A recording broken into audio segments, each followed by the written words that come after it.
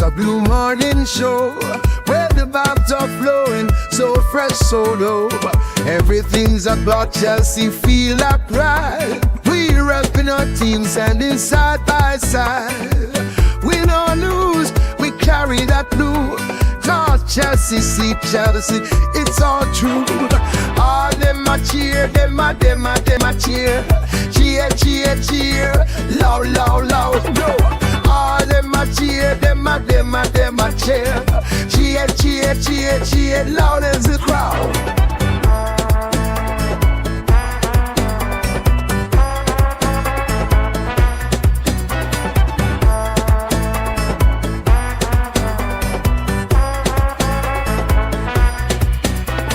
In the stands we jump and sway, feel the beat. Got that rhythm in our hearts, can't take defeat. Every match we rise, watch the game unfold. Blue blood running deep, our story told. With every win we celebrate our crew. Chanting songs for Chelsea all day, it's true. All them a cheer, them a cheer. Cheer, cheer, cheer, loud, loud, loud, no one. All them a cheer, them a cheer. Cheer, cheer, cheer, cheer, loud as the crowd. So the banners fly high under the sun. Every player on that field, together we run. With each kick we feel the passion ignite. For Chelsea our hearts shine forever bright. All them a cheer, them a cheer. Cheer, cheer, cheer, loud, loud, loud, no one. All them a cheer, them a cheer. Cheer, cheer, cheer, cheer, loud as the crowd.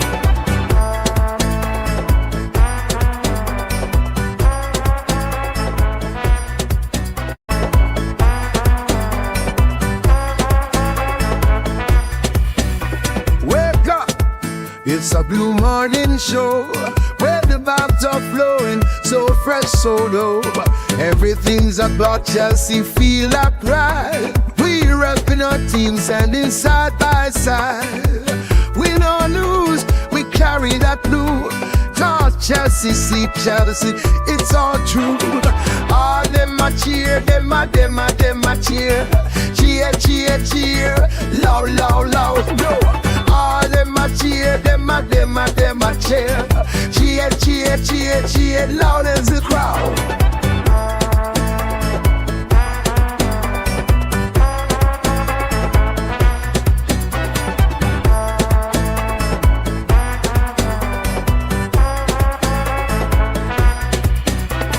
In the stands we jump and sway, feel the beat. Got that rhythm in our hearts, can't take defeat. Every match we rise, watch the game unfold. Blue blood running deep, our story told.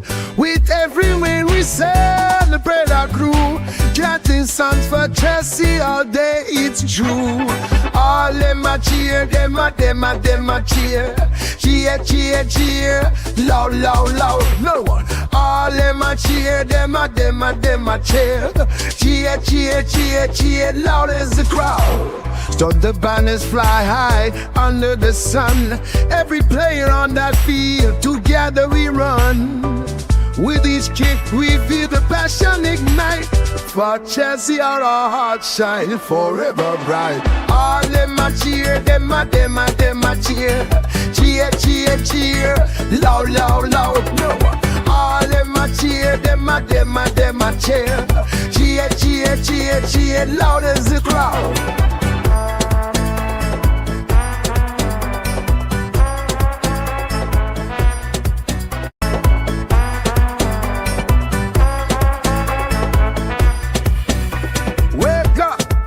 It's a blue morning show where the vibes are flowing, so fresh, so low. Everything's about Chelsea, feel like pride. We repping our team, standing side by side. We don't lose, we carry that blue. Cause Chelsea, see Chelsea, it's all true. All them a cheer, them a cheer. Cheer, cheer, cheer, loud, loud, loud, no. All them a cheer, them a cheer. Cheer, cheer, cheer, cheer, loud as the crowd.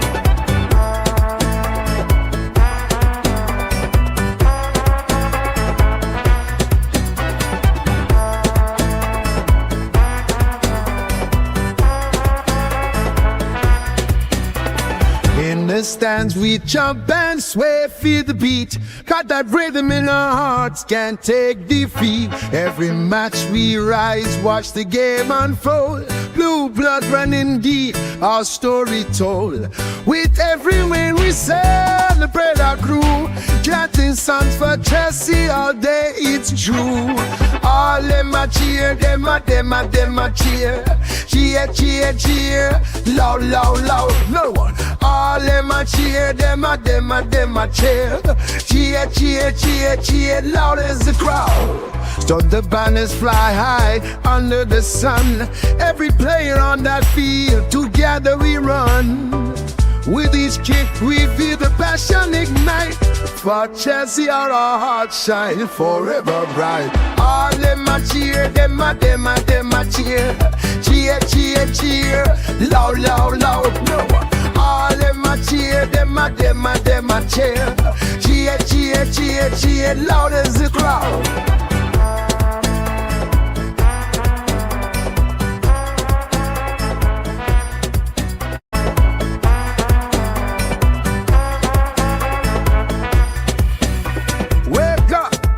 It's a blue morning show where the vibes are flowing, so fresh, so low. Everything's about Chelsea, feel like pride. We're repping our team, standing side by side. Win or lose, we carry that blue. Cause Chelsea, see Chelsea, it's all true. All them a cheer, them a cheer.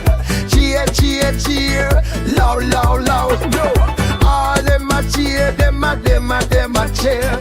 Cheer, cheer, cheer, cheer, loud as the crowd.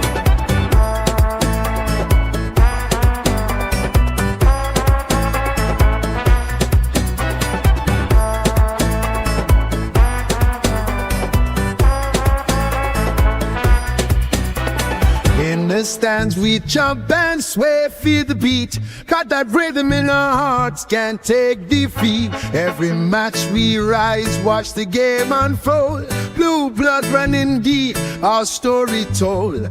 With every win we celebrate our crew. Chanting songs for Chelsea all day, it's true. All them a cheer, them a cheer. Cheer, cheer, cheer, loud, loud, loud, no one. All them a cheer, them a cheer. Cheer, cheer, cheer, cheer, loud as the crowd. So the banners fly high under the sun. Every player on that field, together we run. With each kick we feel the passion ignite. For Chelsea our hearts shine forever bright. All them a cheer, them a cheer. Cheer, cheer, cheer, loud, loud, loud, no one. All them a cheer, them a cheer. Cheer, cheer, cheer, cheer, loud as the crowd.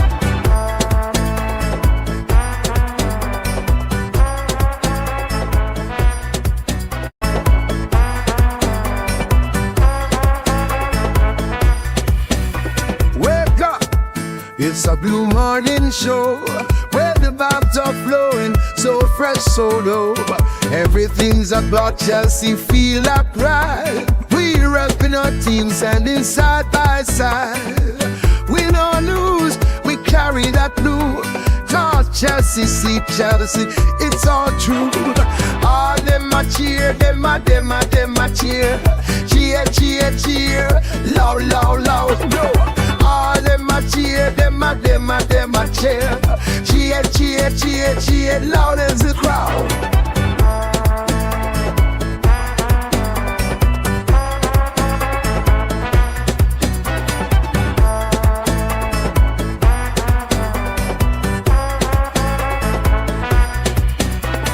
In the stands we jump and sway, feel the beat. Got that rhythm in our hearts, can't take defeat. Every match we rise, watch the game unfold. Blue blood running deep, our story told. With every win we celebrate our crew. Chanting songs for Chelsea all day, it's true. All them a cheer, them a cheer. Cheer, cheer, cheer, loud, loud, loud. No one. All them a cheer, them a cheer. Cheer, cheer, cheer, cheer, loud as the crowd. So the banners fly high under the sun. Every player on that field, together we run. With each kick we feel the passion ignite. For Chelsea our hearts shine forever bright. All them a cheer, them a cheer. Cheer, cheer, cheer, loud, loud, loud. No one.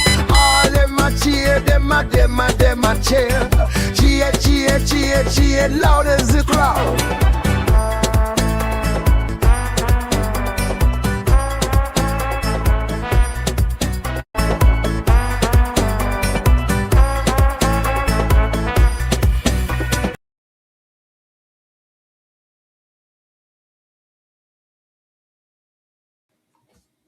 Yes, good people, big up to all of you. Welcome back to Chelsea Perspective. Welcome for another Chelsea live show. More importantly, welcome for another edition of the Blue Morning Show. I do hope you're all doing well. And today we have quite a lot.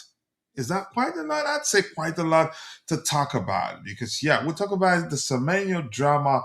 We'll talk about Enzo Maresca. Lots of comments from Enzo Maresca. And then we'll talk about Axel Disasi, Liam Delap being back, Estevao, and then we will discuss what we'll have to do to beat Aston Villa on the 27th. But that's, by the way, I do hope you're all doing well. Before you continue, because it's a tradition here, I'm going to head up to the chat session and say hello to everybody that are already there. We appreciate you all, and thank you for joining. I hope you have your sweater on. As you can see, it's snowing here, okay?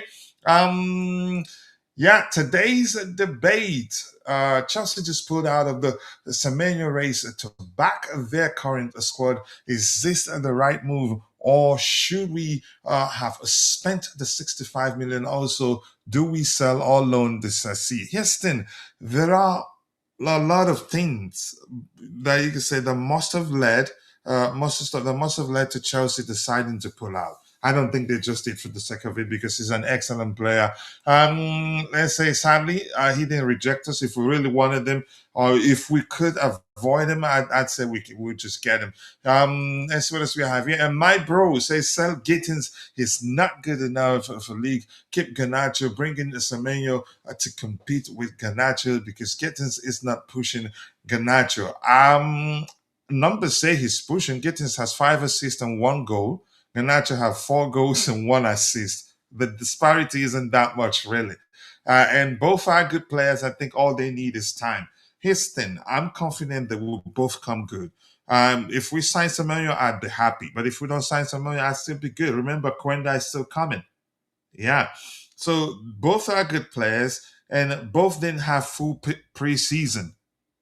Yeah, so those are the things we should be considering before just deciding they're not good enough for the club. But more importantly, my brother Nizai, nice to see you. I do hope you're doing well, and I know you already know how to trigger that command. Please do whenever you can. Let's see.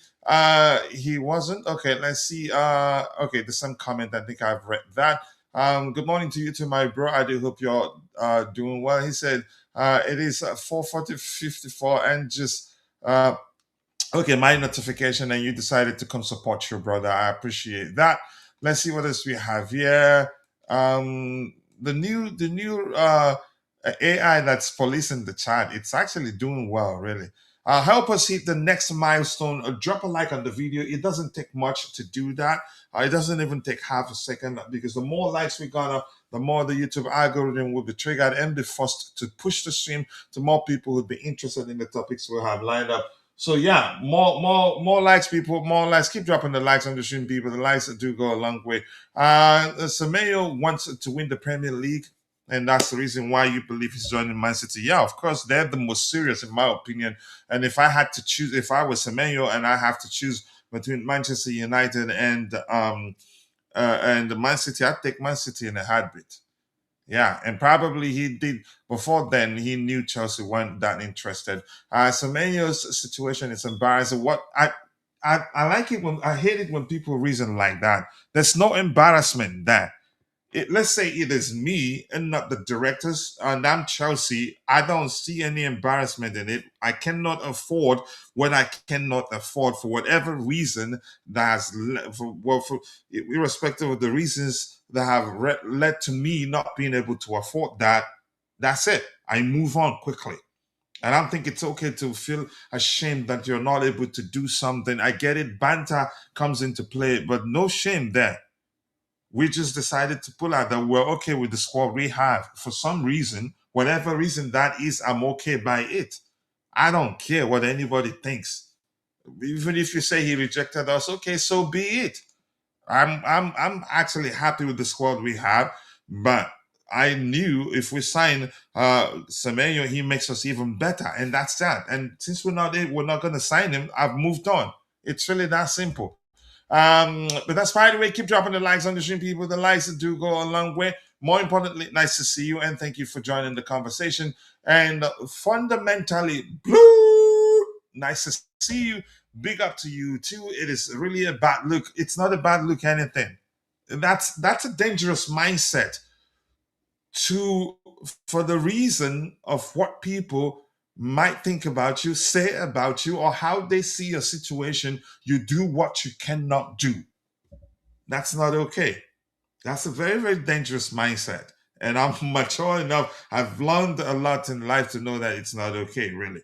We didn't do it because we didn't want to. The same way we kept, what's his name, Xavi Simons waiting and then figured out, you know what, we just can't do it. And we told him, bye, Felicia Iris. And I get it. He said, Tottenham called and he answered. Absolute bullcrap. Look, the mindset of those that survive in life is, yeah, if it doesn't work, it doesn't work. No sentiment. You move on, irrespective of what anybody thinks of you failing to achieve that. It doesn't freaking matter. And that's how I live my life. Let's see. Good morning to you too. Nice to see you, my bro. I do hope you're doing well, and I appreciate you finding the time to join the conversation. I sent a message and X is telling me it didn't go through. I don't want to go through that process this morning. I'm tired, really, because I've been awake doing something else and transitioned into the show. Yes, people, let's get the likes up. The likes do go a long way. If you haven't, take a second, drop a like on the video, and also do subscribe to the channel if you haven't. We have a total of 61 people following the show. 26 of those on YouTube. The rest are shared between X and Facebook, where they're equally Coachella doesn't know. And my bro is in the house. Ibro Yakake, thank you for joining. Blessings to you too, my brother. Thank you for saying that.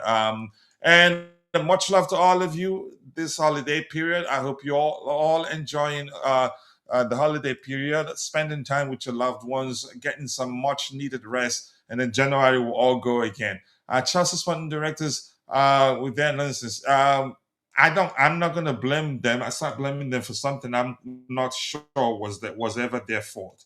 So I'm not gonna do that. Why is everyone let's see what else we have here. Usmani says I see Semenyo like Victor Moses in our squad. Maybe his looks, you're not able to look beyond his looks because they kind of look alike. The Disasi available for transfer window, but the loan move is out of the question.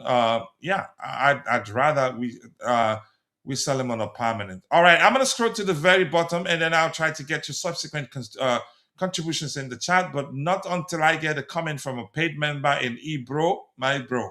All we need is a central forward or experienced 10 and an experienced center back. I think we asked this squad, yeah, just a few signings here and there. And I'm not for us in a rush signing a player in January for the sake of it. Let's take our time, as we've heard, and then make sure we sign one player. They make a whole lot of difference for us. Semenyo's move should have been done during the summer instead of Gittens. I disagree. I'm not regretting anything. Gittens so far has 5 assists and 1 goal. And that's averaging 0. I did the calculations. That's around 0.48. Yeah, assist per 90 minutes. That's not easy. That's top 2%. According to my calculations that time.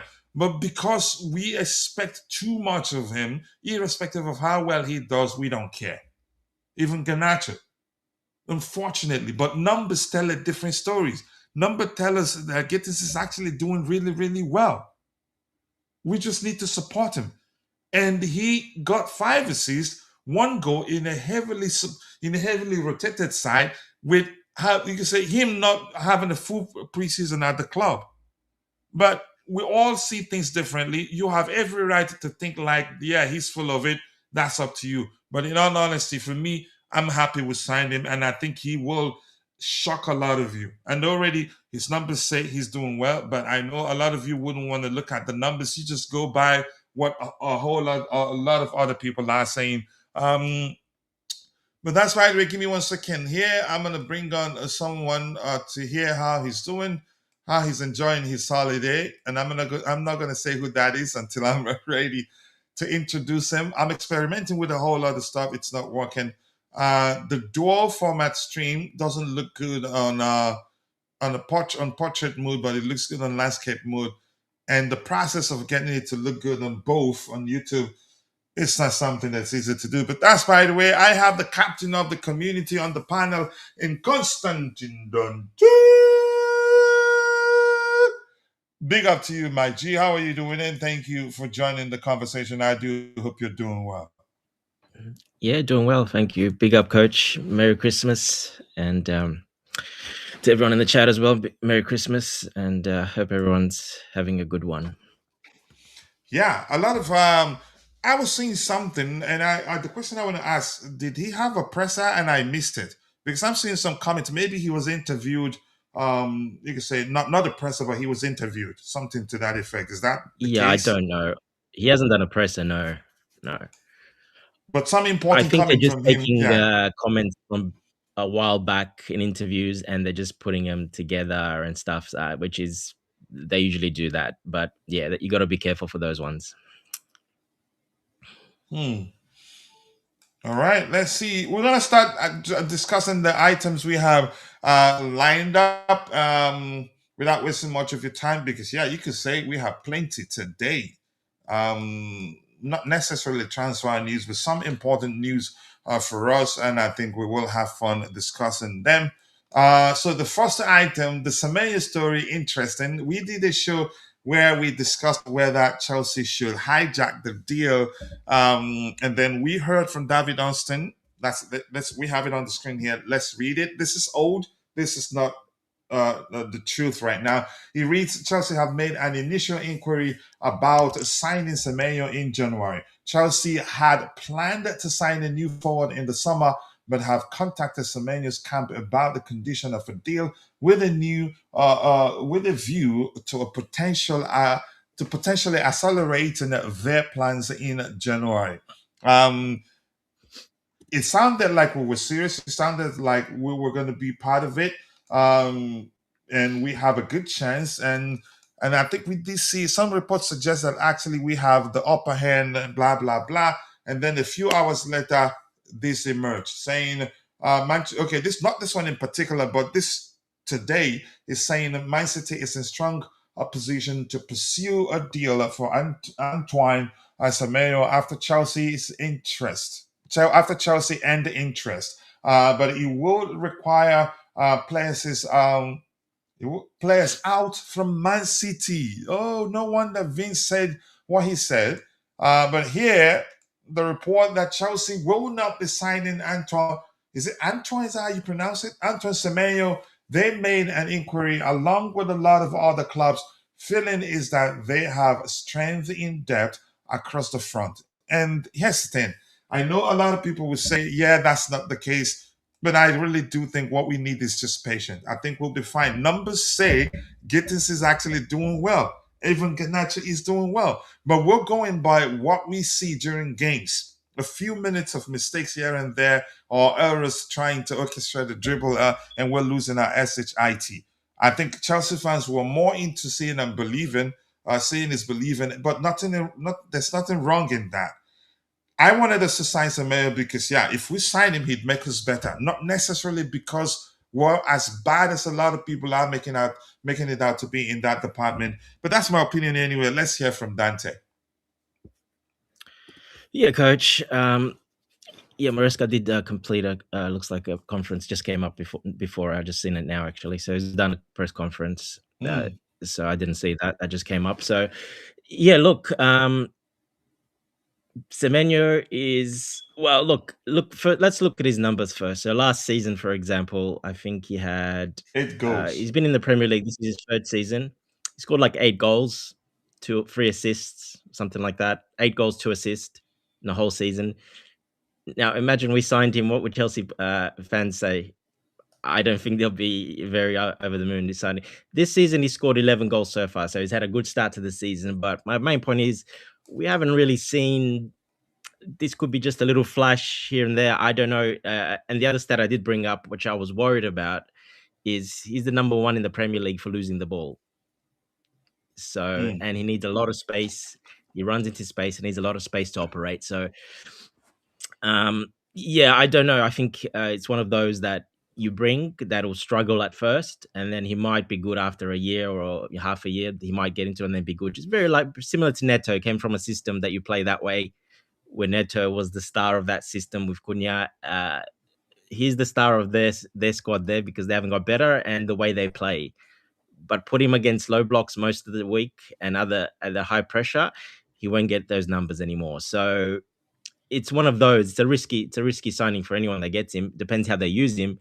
Has he got quality? Yeah, he's got quality. He's strong. He's tall. Can play left wing. Can play 10 if you really want him. Can play false 9 if you want him. So he's a hybrid type of player as well. He's not a pure winger because of he's getting a bit heavier as well, a bit stronger. So he's going to transition away from probably the wings. He's already 25, I think, 25, 26. So he's going to start transitioning because he's putting a bit of kilos on. So he's getting heavier and stronger. So he might transition away from there. And if you look at Man City, they can play him because they can play him that second striker in behind. It can go out wide as well. So that's for City, that would work, yes. Yeah, I had my doubts we'll sign him. I didn't think not now, January. I didn't think we would do that. So yeah, look, I'm not disappointed to be honest. I'm either way it would have been fine, No, but I'm I'm not not. I disappointed. He's just not wanted us that. to sign him because signing him makes us better. That's how I see it.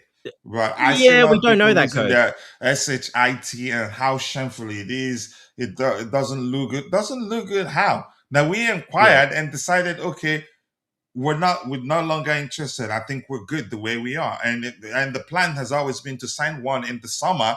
And listen, it's important even in your daily life. It's dangerous to always a factor into what people would think about you or what they'd say about you if you don't get a Of certain course, thing yeah. done. Especially in But business, it it's looks going to like hurt you. But go ahead, Dante. yeah, they want us to sign every single player, it looks like. And every time we miss out on one, oh my God. But we would have 200 players if that was the case right now. So it's not quite how it works. So I'm not too bothered about missing out on Semenyo, to be honest. Would he have made us better? Absolutely, That's a I question think mark for me. absolutely, but that it's not the end of the world. It's still a question mark for me, coach. I can't say absolutely because there's no number. He hasn't got numbers to back that up last season. He's started okay this season, but there's no numbers to back that up. He hasn't played in Europe. There's no numbers to back that up at all, really. Yes, he's done really well, but like I said, in that And the truth system, remains, I think people are still mesmerized by that.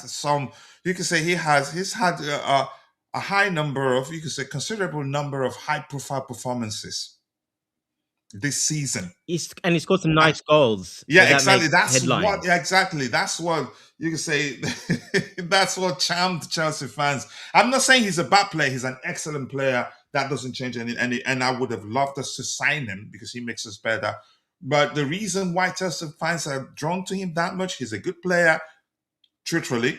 But that aspect of those high-profile performances, some individual actually performances that were, you could say, the top level is the reason why they're not considering other aspects. They just want us to get it done. It does. I just don't want to talk about it, but go ahead with what you were saying.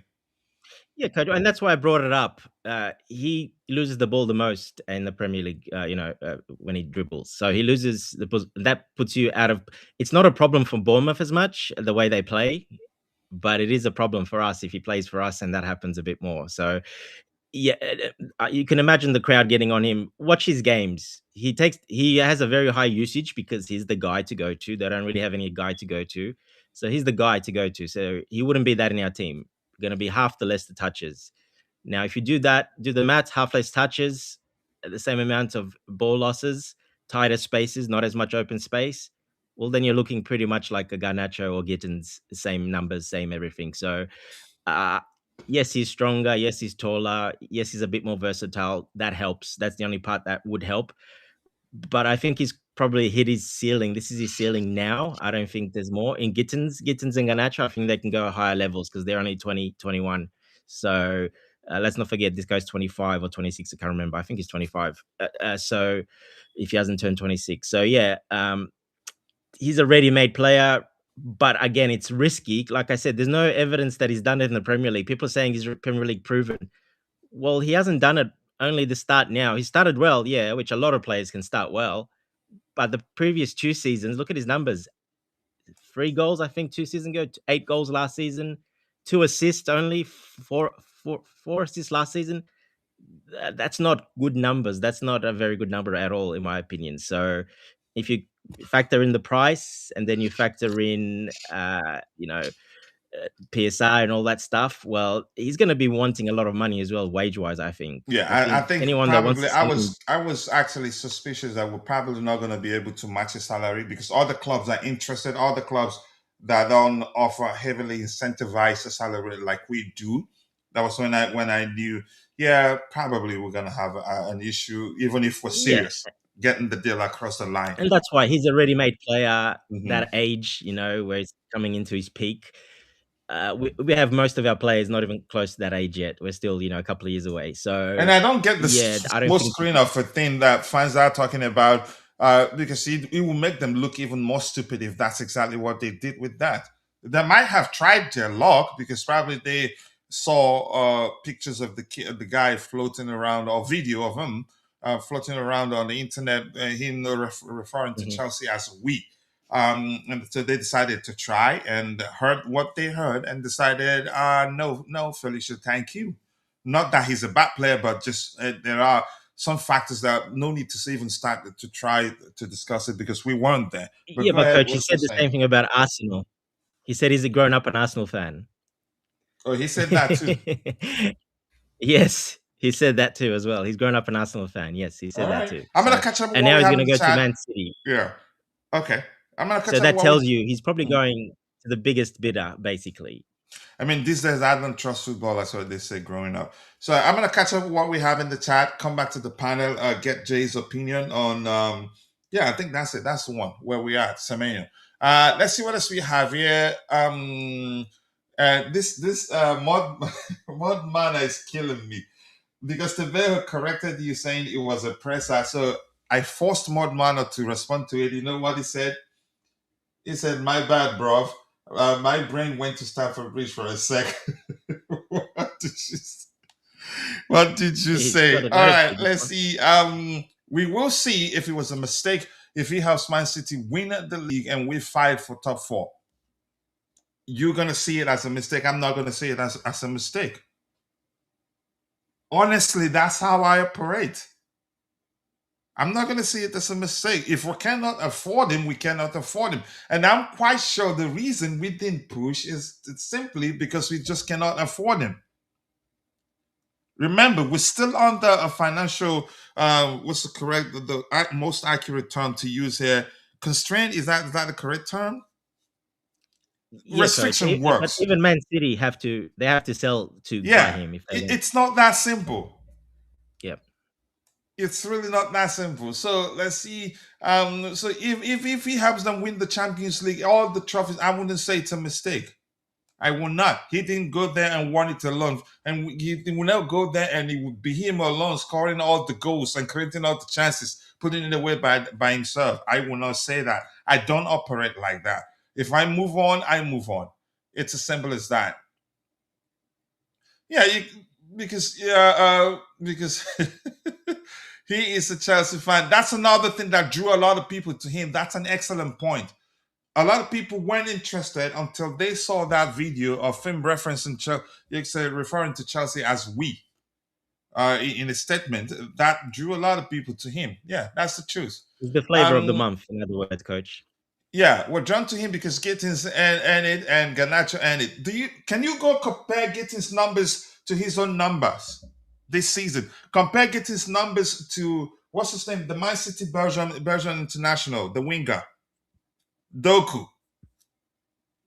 Yeah, Doku has around. I think Doku has 6 goals and 3 assists. Gittens has 5 goals and 1 assist. What's the disparity? How much of it? GA. What's the disparity?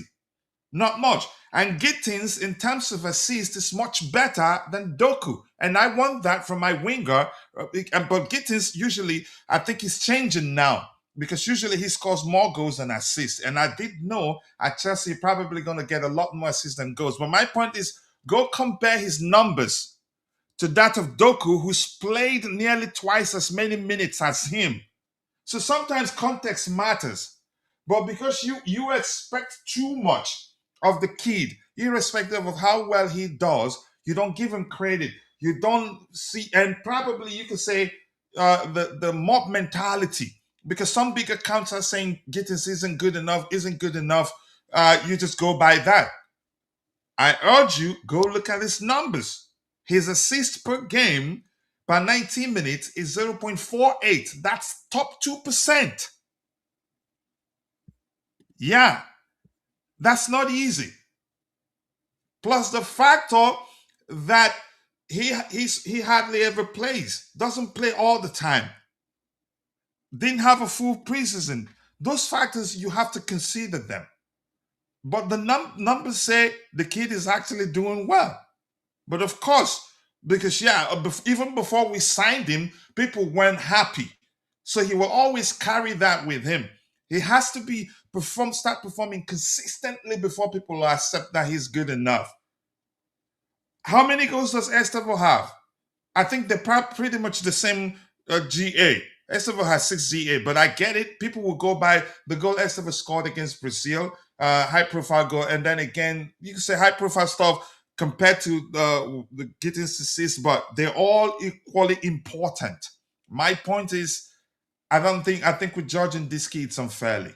But you're all entitled to your respective opinions. If you feel like Gittins isn't good enough, that's you. But I feel like the kid is good enough. And I'm still going to say that I'm happy we signed him over Nico Williams. Nico Williams, who at the time, he's had European competition experience, even not club. What's it called? Euros experience. He's won it. More, you can say he's been there for long. You can say a bit longer than him. But I wanted us to sign Gittins over him because we wanted to find a solution to dealing with low block. And he's a better dribbler than Nico Williams. Numbers proved that at the time. I'm not just pulling numbers out of my wazoo and throwing them at you. But of course, Even this season, coach. Even Sorry? this season, if you look at Semenyo versus Gittens has a higher percentage of dribbling even now than Semenyo this season. So if you feel like he's a bad player, that's up to you. But I urge us to always look beyond eye test. Pay attention to numbers. 5 assists, and 2 of them is in the Premier League. 2 of them, was in the Premier League. I think how many? 1 Champions League or so. But you're entitled to judge the kid however you deem fit. But for me, he's a good player. I get it. He's still developing, and I'm willing to be patient because that's the path. I learned a long time ago that, we're on right now, and you can't force the owners to change that. But that's by the way. Let's see you. Where do you want to come in, Jay? I do hope you're doing well, and thank you for finding the time to join us for this particular edition of the Blue Morning Show. Pick up, coach. Pick up, Dante. Big up to you too, man. Merry Christmas to all. Pick up the chat. In advance, Merry Christmas to you too, brother. You too. Yeah. Look, I think first of all, I think he's a okay player. Never that exciting one. It never really excited me to the levels, where I will really lose my shit over him. He's okay. He will elevate any team. I think that the top 6 teams, I think apart from maybe Arsenal, I think right now in the current moment he will elevate them to some levels and certainly to us as well. But that doesn't mean that he's some extraordinary player. Never really wished for him to come to us prior to the rumors. And now that it's not happening, doesn't really bother me a lot because he's okayish player for me. But he can turn into a very good player because that's the trajectory of some players when they go to bigger clubs. I mean, the logic of the more you have good players around you, the better you'd play. Yeah, exactly. I think his stats are good. I will not say that 8 or 10 goals, whatever he's having, is bad. I think the likes of Sadio Mane, Olise, all these guys have similar stats when they were at Southampton or Crystal Palace clubs, mediocre clubs. You will have certain stats only. You're not going to really get the 20 GA kind of stats when you are playing at that level. It's when you get elevated to the bigger clubs, then you see the real potential. So I think it's very much there in Semenyo, and I think City would be a really good destination for him to prove that. So I think it's not a matter for me whether we have missed out on a big player or not. My only concern or my only positive thing from this is I don't know how people want to perceive it, but I'm happy that at least the hierarchy or directors have the acceptance that they need improvement, and especially that left hand side. I think That's another way to before see it. That's how a lot of people see it too. yeah, I think we are done for it because I'll be honest, I don't see Garnacho and Gittens at the levels in the current Chelsea environment at the levels that they are going to improve us for the forthcoming future. Can we But get your disclaimer there? sorry, Can we get the disclaimer? And that's your opinion.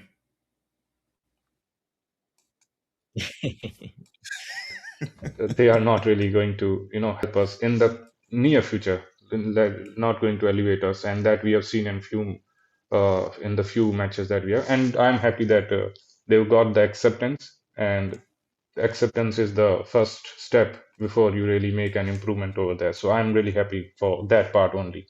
I am not a fan of how they operate in the transfers. I will say this. I think there are two ways to handle transfers, and we don't have to look outside. Chelsea's approach for Pedro Neto and Chelsea's approach for a few transfers, including the Semenyo one, is an example in front of you. I think that's a negative kind of that does create a negative image on the internet or wherever you want to say. I think, but how we handle Pedro Neto is a clear example of how transfers should be done. You can do a lot of things behind the scenes, and when you're sure of it, then you can come out and deal it. We definitely did not do. It's not a joke. There has been, links of Semenyo and Man City, Liverpool, and United for a month, and you believe that you will just come out of nowhere and you will win a player. I don't think that happens. The players also need to see the trust of clubs that they are there about, and they have been interested in them for a while. We have a clear example of Moses Caicedo. Caicedo did respect us because we were there for him for a He longer indeed deep time. down wanted to come to Chelsea. Exactly, but also he factored the thing that we didn't lose hope. Chelsea always trusted him, and they were always there, and hence why it was not a big decision for him to choose Chelsea or Liverpool, because that's how players see trust in clubs. And I think this is also one thing. So I'm not surprised if Semenyo kind of rejected or did not really consider us over the likes of City or other clubs because they have been interested in him for a month. So I think the way of handling transfers can be done better, and I don't know how anyone can make me understand, yes, what happened yesterday was really perfectly fine and good, and how transfers should be handled. So yeah, that's my view on this. Yeah, It, I it mean, doesn't mean yeah. that it's coming from us, Jay, though. This is most likely, from his camp, could be from his camp, his representatives. I don't think it's coming from our side, to be honest. Or maybe we have. I know they have in the last couple of years.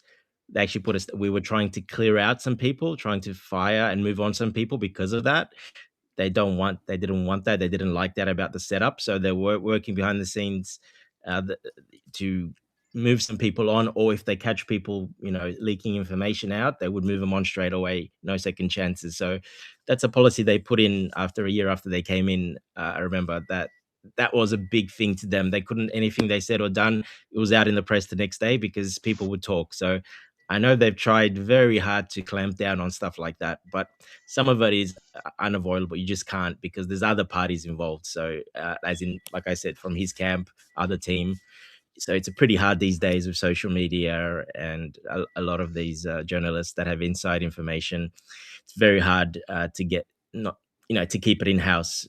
How they did it with Pedro Neto, we have no idea. But that was how exactly that was perfect. That was from out of the blue. Like boom. All right, let me catch up with what we have in the chat. I'll come back to the panel. As I said, we have quite a lot lined up to talk about. I'm just happy it's holiday. The kids are, school is over for a while, except, but I will go to San Antonio for one day and back. But let's see. That's not far. San Okay, Antonio's here close. my bro in Nizain from BCM Sports USA. BCM stands for Blue Clouds Media. Appreciate you. Coachella Assistant, big up you guys. Big up to you too, my bro. Chelsea, sign my Ghanaian brother. I'm not surprised. One thing I will say is I have watched him play for the national team and haven't been good enough. Here's the thing. That's why I like Nee. His honesty is something. But that's a good player in there. Like African players, they don't play as well as they play for their clubs or their national teams. They don't. And you could argue reasons being they don't have enough time, they don't spend enough time together in the camps to develop, you could say, good chemistry for them to be on the same wavelength on the pitch representing their respective countries. But that's, by the way, I think he's a good player. Would have loved us to sign him, but it didn't work. That's it. I'm moving on. And that's who I am. And I'm advising people, don't ever make decisions based on what you think anybody thinks of you or would say about you. I get it. Banter comes into play, but there's no banter here. No, nothing to banter about. For me, I'm shameless. Maybe that's how you want to see it. Go ahead. But Kim, so nice to see you. I do hope you're doing well. I appreciate you finding the time to join the conversation, my bro. And I hope you're enjoying the holiday. Who's saying coach out? I'm gonna have Mod Mana say something crazy to you. What do we have here? The financial rule thinks it's a smooth screen. Okay. Without that, Chelsea will not buy him. Possibly, maybe. We cannot afford him because we spent all the money on 8-year-olds. Heston, I'm not concerned about the players we sign. I still believe they will come good, but you're entitled to say, they're never gonna come good. I know a good player when I see one. I know a bad player when I see one. And those two players, they're good. But here's one thing I will tell you: eventually, one of them will move on. I don't know when. It could be next summer, but eventually, one of them will ask to leave. Actually, because situation will change with the arrival of Koenda. Let's see, coach. Of course, we can afford him, but he is 25, going to be 26. He is outside our model. That's why we're not getting him, though. Okay, you just said exactly what I said, but in a different way. If he's outside our model, we simply cannot afford him, Abe. But nice to see you, Abe. I do hope you're doing well and enjoying your holiday. Semenyo and happening. Not new. We learned. Gittens, okay, if that's what you think, good for you. The same way you said, what's his name? Kukurea was absolute nonsense. 2021, still a kid, and numbers show he's doing well. If he goes to City, his career is going to be interesting. First, it's Savinho, then Mamouche. Pep's treatment of wingers is criminal, but all good. Can we talk about this a bit? And Bob, and what's the other one? Yeah, exactly. Pep, he does know how to waste players. What happened to Mamouche? On the bench. And Savinho too. And Savinho nearly left, but they gave him another contract. I think he wants a very, very deep squad, but I don't think he's good at keeping players happy, because he sees one player performing at the highest level. He keeps using that player and then drops the rest on the bench and treat them the way they push to leave. It's nothing new for Pep. Go ahead. That's how it is. That's how he treats. That's how I think his owners are. They support that. That's how they are. They want that. As long as he's winning, they don't care. Exactly. Yep. Exactly. Maybe that's the mantra for winning. Who knows? We have never It been in could be, title but race, it's not. It's a for difficult one. But go ahead, Jay. Go ahead. Let me just put up a poll. I'll join you guys in a bit. yeah. I think maybe that's one way or one mantra of winning. Not really resting before you get all the pieces of the puzzle right, and that's why you win four in a row, which City have done. I think they are ruthless, and hence why they won all the titles. So I think maybe that's the method. I mean, we can't really compare it to ourselves at all because we have never been to that kind of title races or victories for a while. So I think. But we have to remember that they're also really good at selling the players, hence why they can afford maybe, to buy and change players. And that's the level at City. You can't really afford. They take gambles, and if you're not good enough, you'll go. They will not wait for it. But I'm a bit surprised because Pep might not be there after the end of the season. So losing and changing players just for what, few months, is that really viable? I don't know. Maybe he's going to stay for one more year. Who knows? I don't think they care. The owners will just they don't care as long as they win it this year, probably. And if they know he's leaving to go on a high, they'll give him whatever and discard other players. I don't think they're Just go too ahead. I'll interested in finish the that. poll in a bit. Yeah, Yeah, look, I actually, their owners makes a big difference, obviously, the way and how they hide money. We know how many charges they had, so they're a yeah, bit like Abramovich was for us in a way, because money is yeah, not an obstacle to them. They don't care about money. They have too much of it. It's just how to hide that money and where to put it and how to, with the new rules, how to implement it. So yeah, look, they signed a lot of players at the start of the season, young. They were all young because they weren't, most of them were quite young. There's a couple big salaries. Now that even now, if they want him, they need to sell probably 2 players, or maybe 1 minimum, but probably 2 players. Savinho probably, and maybe Oscar Bob. Those 2 might have to go for them to bring Semenyo in because they can't, because it catches up after a little while, all those, all that stuff. But yes, they do have owners that will do that. They're lucky in that sense they can do that. So um, we'll see what happens with Pep.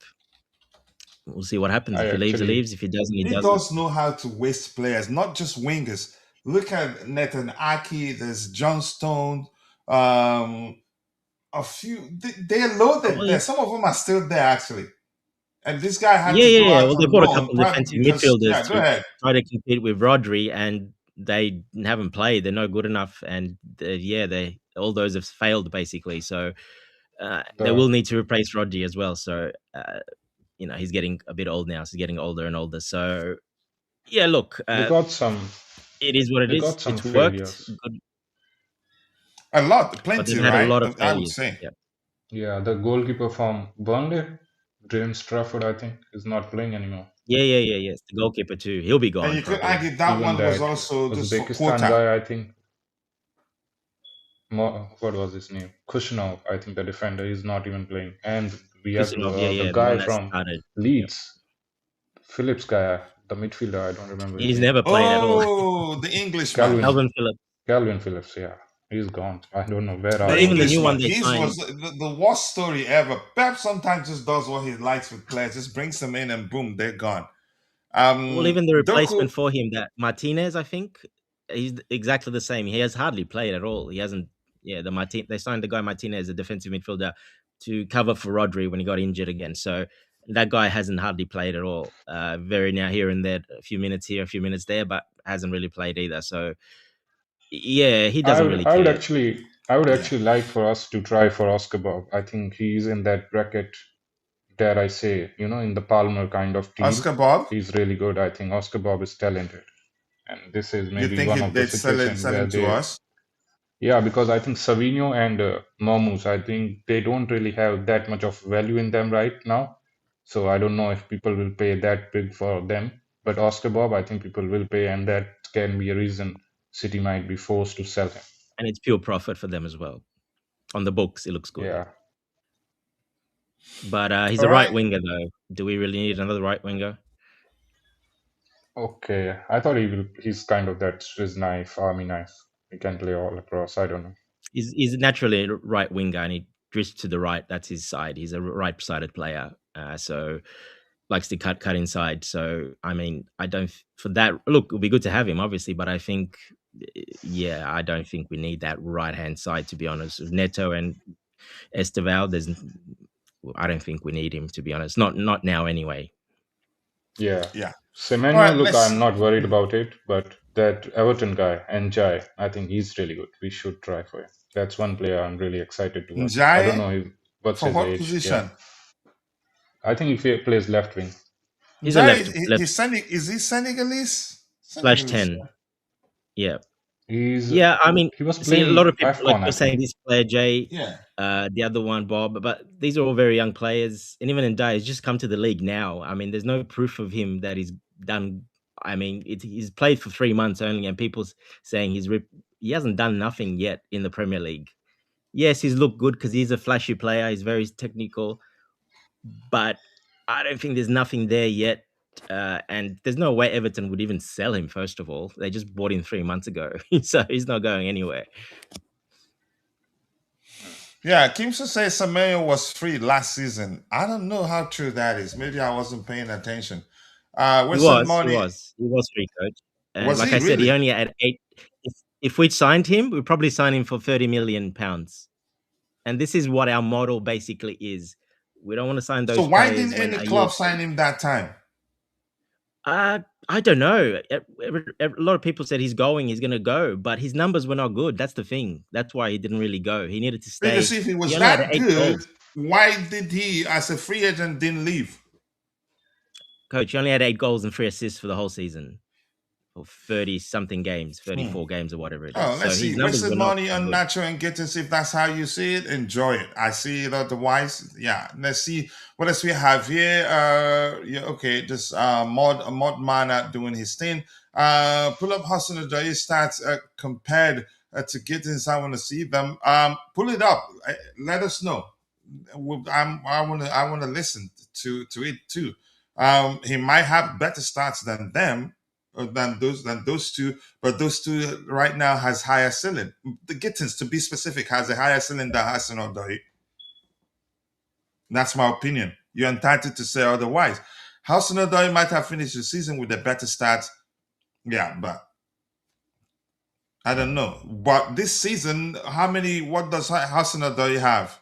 Let's talk about the present. How many? I'm waiting. How many? What's his stats this season? Let me see if I can find it quickly. Since you want to talk I about think Hassan that it's Doy. inflated. He got 3 GA against Everton in one match. in Yeah, one he That's match, scored all. 3 right? goals. Yeah. But it And still that's counts. Tottenham. We have to give it And to that's him. Tottenham. Yeah. Nottingham Forest. He's still at Nottingham Forest, right? I have forgotten actually. I actually wanted Chelsea to re-sign him. Yeah, look, Because I like he's him, a but good let's player, see. but he's an average type of player. He doesn't really go to the next level. He'll have a flashy game like he did. Okay, for this season, But he has 3 goals, 1 assist. Gittins has 1 goal, 5 assists. So let's stick with the present. and he just scored 2 goals this week, coach. That's And why. he just Before scored that, 2 it would have this been week. 1 goal, 1 assist. Yeah, and Gittins hasn't played in how many games? And chances are he's played a lot more minutes. So he's played 16 games here, 5 here. Okay, that's 21. 1 here, 22. Yeah, I'm not sure Gittins have played around that much, but it doesn't really matter. Even at that, Gittins 5 assists, 1 goal. Him, yeah, 3 goals, 1 assist. So it doesn't really matter. If we stick with the present, I'd take Gittins over what's his name, over Callum Hudson-Odoi. Even though I wanted the club to sign him at the time when we were looking for wingers because he has Premier League experience and it's Chelsea through and through. But now we have Gittins. Gittins is a much better dribbler. And he has And I think that was higher the right ceiling. decision, coach, not to re-sign him. I think that was Sorry? the correct decision not to re-sign him. It was definitely the right decision not to re-sign him. You could argue the club, they weren't going to risk it anyway. Because the way he left, I don't think he left on good terms. Yeah, but since then, his numbers haven't been that good. And he's also been injured and playing as well. So, I mean, I think it's good we didn't sign him because, you have another player on the books, 25-year-old. that just takes up space. And yeah, he hasn't proven anything, to be honest, that, he's not getting back to those levels that he was when he was young. He's Or just not that maybe the player anymore. level you could say if you're asking me to say he's at a certain level, but he's he's not there, given the way he carried himself at the time and everything that went on. But that's by the way. Houston, Nee says here, Garnacho, my brother, please be careful about what you say about him because he will make you eat your words. He is a very young and he's very young and will become better. He is creating chances and not scared to take on his man. He's not been perfect at it, hasn't performed consistently, but he's a good player. And I've told people he's a big game player, actually. But unfortunately, once you come to Chelsea with that, you can say, with people with a preconceived narrative about you, usually it's difficult to overcome it. It has to take consistent performances. Even when you start performing consistently, the moment you falter, the fans will come at you again. It's really that simple.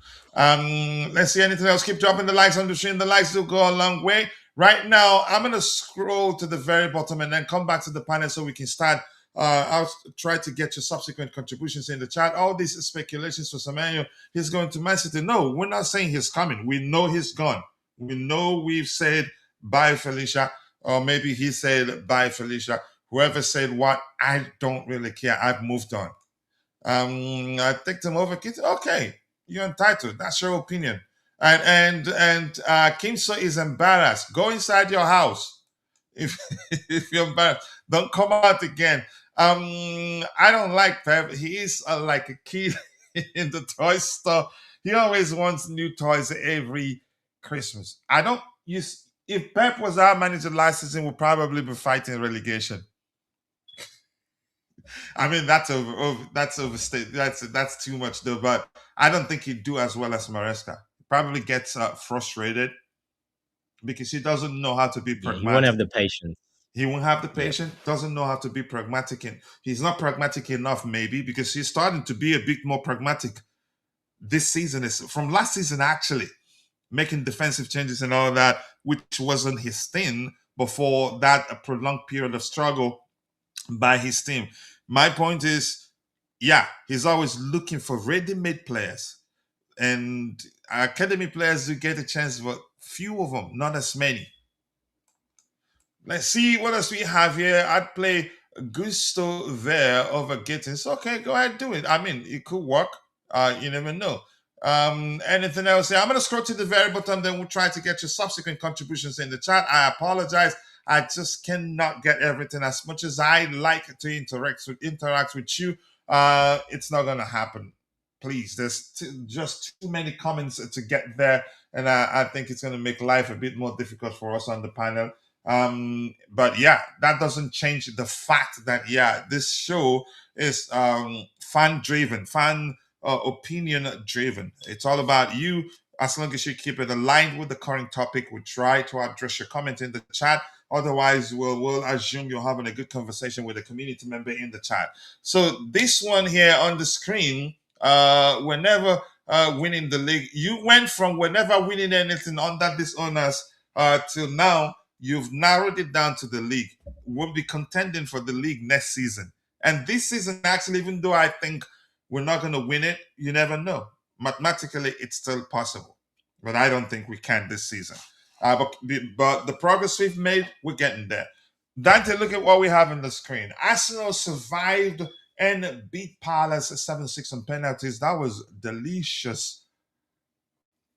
Penalties all through from the Arsenal players and Crystal Palace players, but I knew Kepa will eventually save one because that's his thing. That's probably the main reason why they signed him.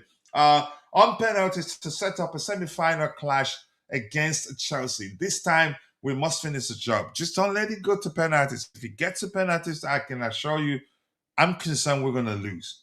But Dante, let's hear you. Look, I don't mind playing Arsenal at all. It's it's a good tie. It's a derby, so at least we get to see a good team and the way they play. We don't play too bad against them. I think the last few times we've met, it's been very, very close. So Yeah, look, I'm not too scared of Arsenal, to be honest. It's a good test. It's a good test. It's over 2 legs, something different. It'll Well, give us a bit of irrespective of what practice. happens, there must be the second leg. Yes, so it gives a bit of I think practice for the we Champions had League. that scenario with was it Newcastle United? It was the first leg was 0-0, and then the second leg they beat us. Was Can't it remember. or Aston Villa? But go ahead. Yeah, 2-1 we lost. Yeah, look, I don't mind playing them. So it's a good test as well, the 2 legs for Maresca, because the Champions League will be after that as well. 2 legs, obviously, for the next rounds of the Champions League. So it's not a it's a good little, warm up for that for us to go further in that competition as well. So yeah, look, I'm actually excited. I actually wanted to play Arsenal. It'll be a good one for this team, to try to get to the final, and you're beating Arsenal. That would be a good achievement. So another little box you can tick if we do that. So yeah, I'm actually excited. I can't wait to play them because I think we match up pretty well against them. We could have beaten them with a man down on the day, and the way I don't know what Maresca did on that day. We could have scored, let's say, 2 goals in the first 10 minutes. But Yeah, Estevao ballooned one. I forgot who missed one too. But go ahead, what you were saying. yeah, we had our chances. Even with 10 men, we had our chances to win the game. So it's just a good matchup. I mean, basically, we've had a good matchup since Maresca's come in. We've played well against them every time. Obviously, before that, we lost 5-0. Was it? I think when our ex was manager, so that was very different. So yeah, look, we match up.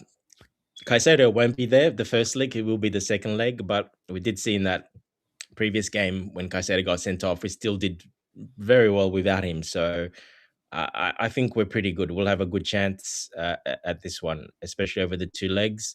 Look, they're a tough team. They're hard to beat, but we do match up very well against them. And actually excited. I can't wait for us to play them. Mm-hmm. And for this comment here, where's that comment I'm looking for?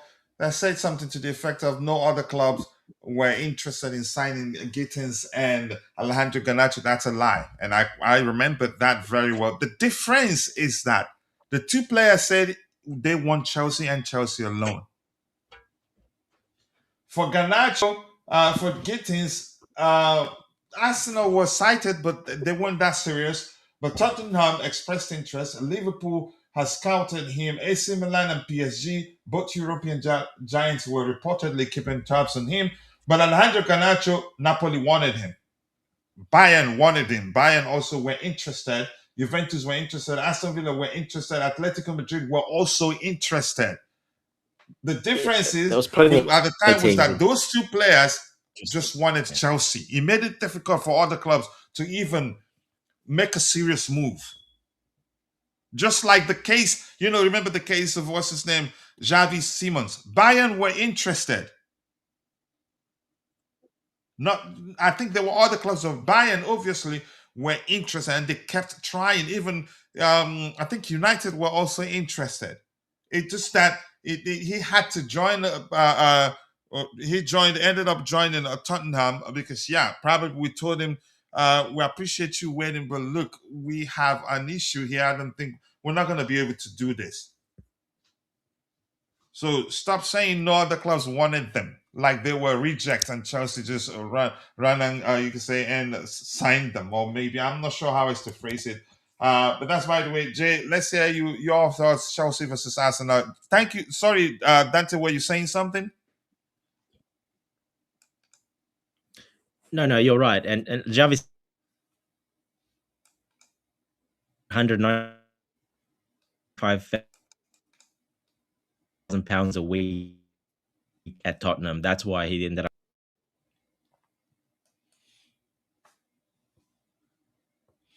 Okay, Dante is having his connection is fluctuating, but let's see if it's back now. What were you saying, Dante?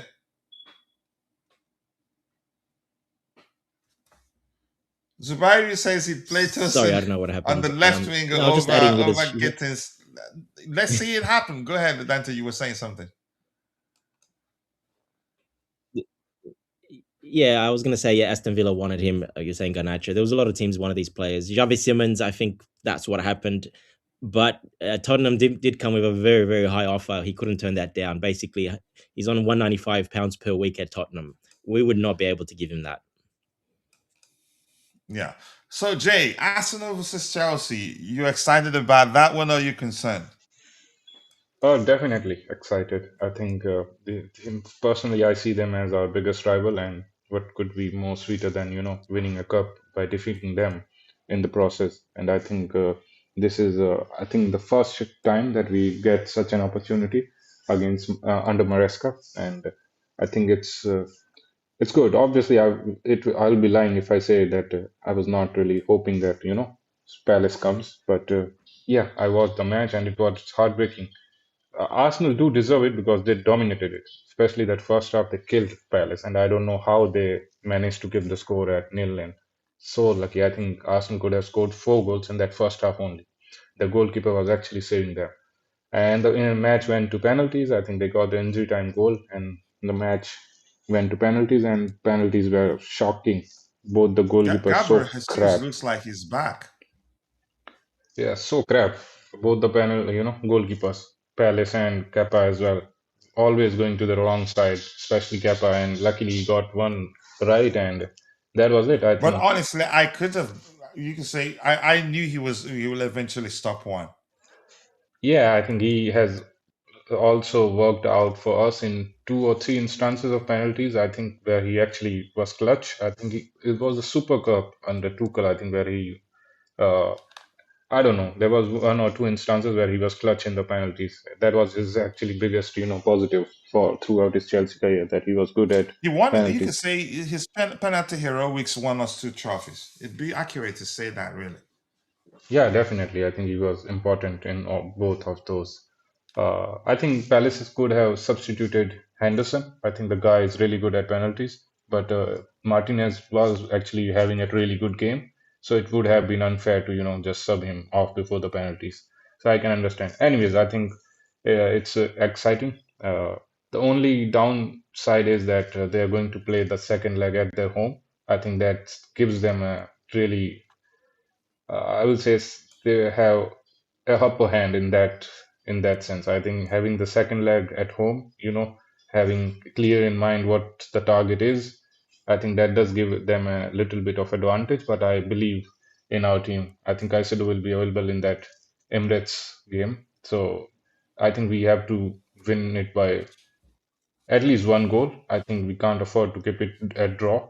1 or 2 goals lead is minimum, I'm saying. Otherwise, that Emirates Yeah, second leg is going to be if we tasty. beat them the home game first, right?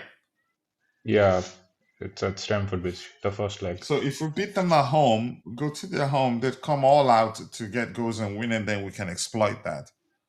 It's a That possibility, could but also let's be see one what scene, but it's happens. going to be hard.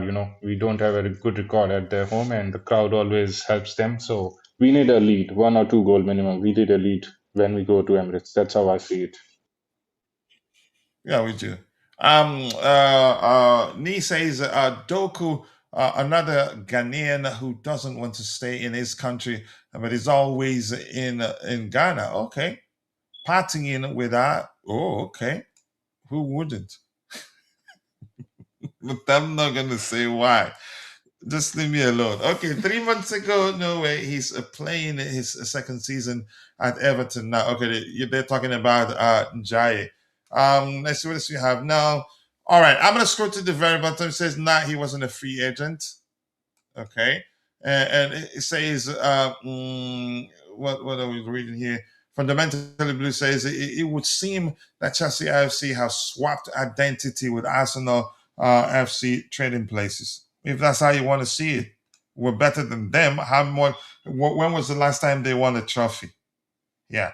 Ibrahim says, I like Oscar Bob, but so does Liverpool as well. Solid player, but unless we decide Palmer is only a 10 and no longer a winger, then yes. But still, then no need for Oscar Bob.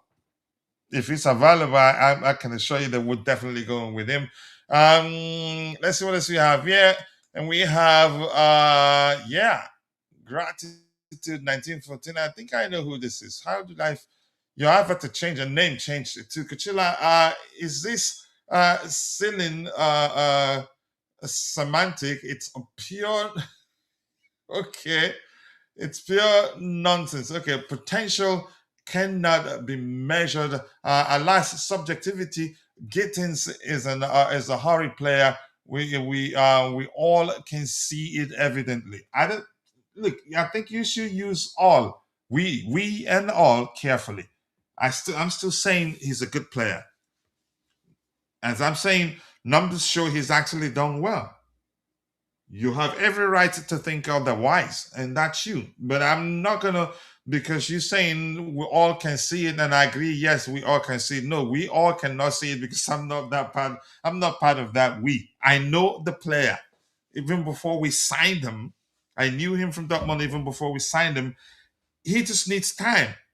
Remember, didn't have a full preseason. That's something you have, and having minutes hardly come by for him. No, I wouldn't say I don't think it'd be correct to say minutes hardly come by for him, but he's playing in a heavily rotated team. Yeah, and I'm going to go back to mentioning 0.48. That's in the top 2%. That's not easy. He's a good player, but yeah, is he still raw? You could say yeah, but I wouldn't go to there. I wouldn't say he's a bad player. I don't think that's right, honestly. But it's your opinion, and you're entitled to it. You can actually say even Kopama is an awful player. It's your opinion, bro. But I disagree on that one. More likes, people. More likes. Keep dropping the likes on the stream. The likes do go a long way. I appreciate you all finding the time to join the conversation. Let's get the likes up, people. Please like the video and also do subscribe to the channel if you haven't. 19 likes. Let's see if we can get it to 100 likes a day. I think it's very possible, but only if you agree. The comments are too much and we cannot read everything. Dante, somebody wants you out. All right, let's see what else you have here. I heard your stats about Gittens, but he still doesn't pass the eye test. But you need both. Even eye test shows sometimes he struggled, not because he's a bad player, probably didn't look confident or didn't look disinterested or something, but it will fix eventually. Yeah, that's my opinion anyway. Gittens got the same ceiling as Sunday League player. Okay, if that's how you guys want to see it, run with it.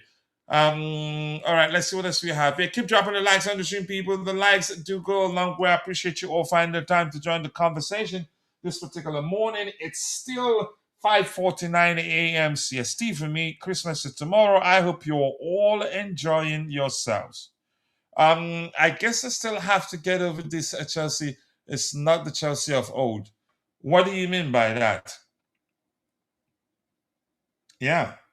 What do you mean by that? You need to free yourself from that thinking. We have a good squad. It's not perfect yet. I think we need 1, 2, maybe 3 signings for it to be there. We've done something that have showed to the world, that has shown to people that's proved to people that actually we're good. We're making progress. For me, in my opinion, I'd say immense progress. It's not perfect yet, but we're getting there. And next season will be challenging for the title. We have a very, very good squad. And we've always had a very, very good squad, but had a few bad managers in charge of the players and didn't do well. But that's my opinion anyway. Let's see. I think I still need to get over. Yeah, get over it. You need to get over it. We're not the same Chelsea of old. We can't measure them right now, but we'll get there. Listen up, everyone. That's my bro once again. Bro, you know you don't have to do this. But I appreciate the support. I appreciate the love. I know it comes from the heart. Yeah, and I'm not going to say no. There's no way to reject it because you're my brother and we're Africans. Something like this, you just say thank you and find a way to reciprocate. I can't say that word correctly. Listen up, everyone. If we want to see this creator truly thrive, wow. Okay. Spiritually, emotionally, and financially, we need to get Kuchila's attention. Flooding the comments with support helps trigger a chat with their team. I appreciate that, bro. Don't get me reading these sort of things. That's not the sort of individual I am. But I want to say thank you, wholeheartedly. Trust me, this works. Let's back the creator so he can keep delivering the top tier content we all love. I appreciate you saying that, bro. I appreciate. I'm happy. Thank you. I cannot thank you enough. But you don't have to do that. I know you already know. Based on the January fixtures in squad depth, Arsenal will edge us. They can afford to rest players for their Champions League games. Unlike us, we have a very slim chance. We'll see. You could be right. But January, Asugo will be back. Cole Palmer hopefully fully fit. Delap stays fit. I think we'll be all right. I think we'll be all right. And by the time we play two more, you can say by the time we get there, I think the new players will be, you can say, much more integrated. They'll be probably on the same wavelength with their teammates. And hopefully Maresca balances out the two squads he rotates and not make one unfairly better than the other. So when we see the other 11, we probably get concerned. So there's a way to balance it out. I hope he figures that out. If he can figure that out, I think we'll be all right. And that's my Might have opinion. Lavia back as well, coach. So that would help a lot too. Sorry? Might have Lavia back as well, hopefully. Yeah, Latvia will be back too, and that helps a lot too. Yeah. Guys, let's show love to our brother. Can you imagine doing this all year, creating content, waking up every day and thinking of content? That's how it works. Sometimes losing your SHIT, waking up 2 a.m. to get ready for it. I appreciate that love, my brother. And people, if you haven't, go check out Nee's YouTube channel. Be sure to subscribe. Let's help him get to 10,000 subscribers as soon as possible. He should be there. I will trigger the command in a bit once I get a chance. But yeah,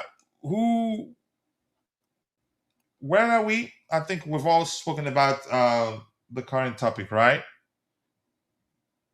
Jay, Pretty where do much. you want to come in? You heard everything I read from the fans.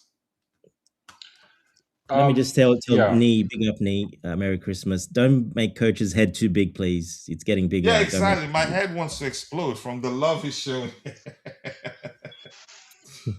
I know you didn't mean that, Dante. I know you meant something else, but yeah, and from a twist from a positive perspective. Yeah, go ahead, Jay. Just to touch on the Garnacho and Gittens debate on the left hand side. Um,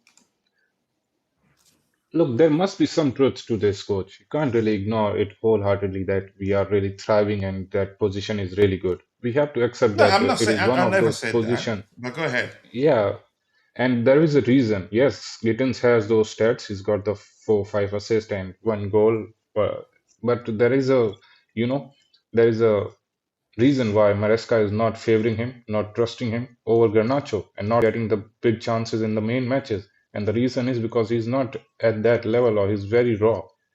He got the assists, he got the numbers, but those were against, opponents or matches which are already over, kind of. So obviously credit to him for getting all this, but I think we love Maresca. I think, is really, really in favor of Maresca and his management.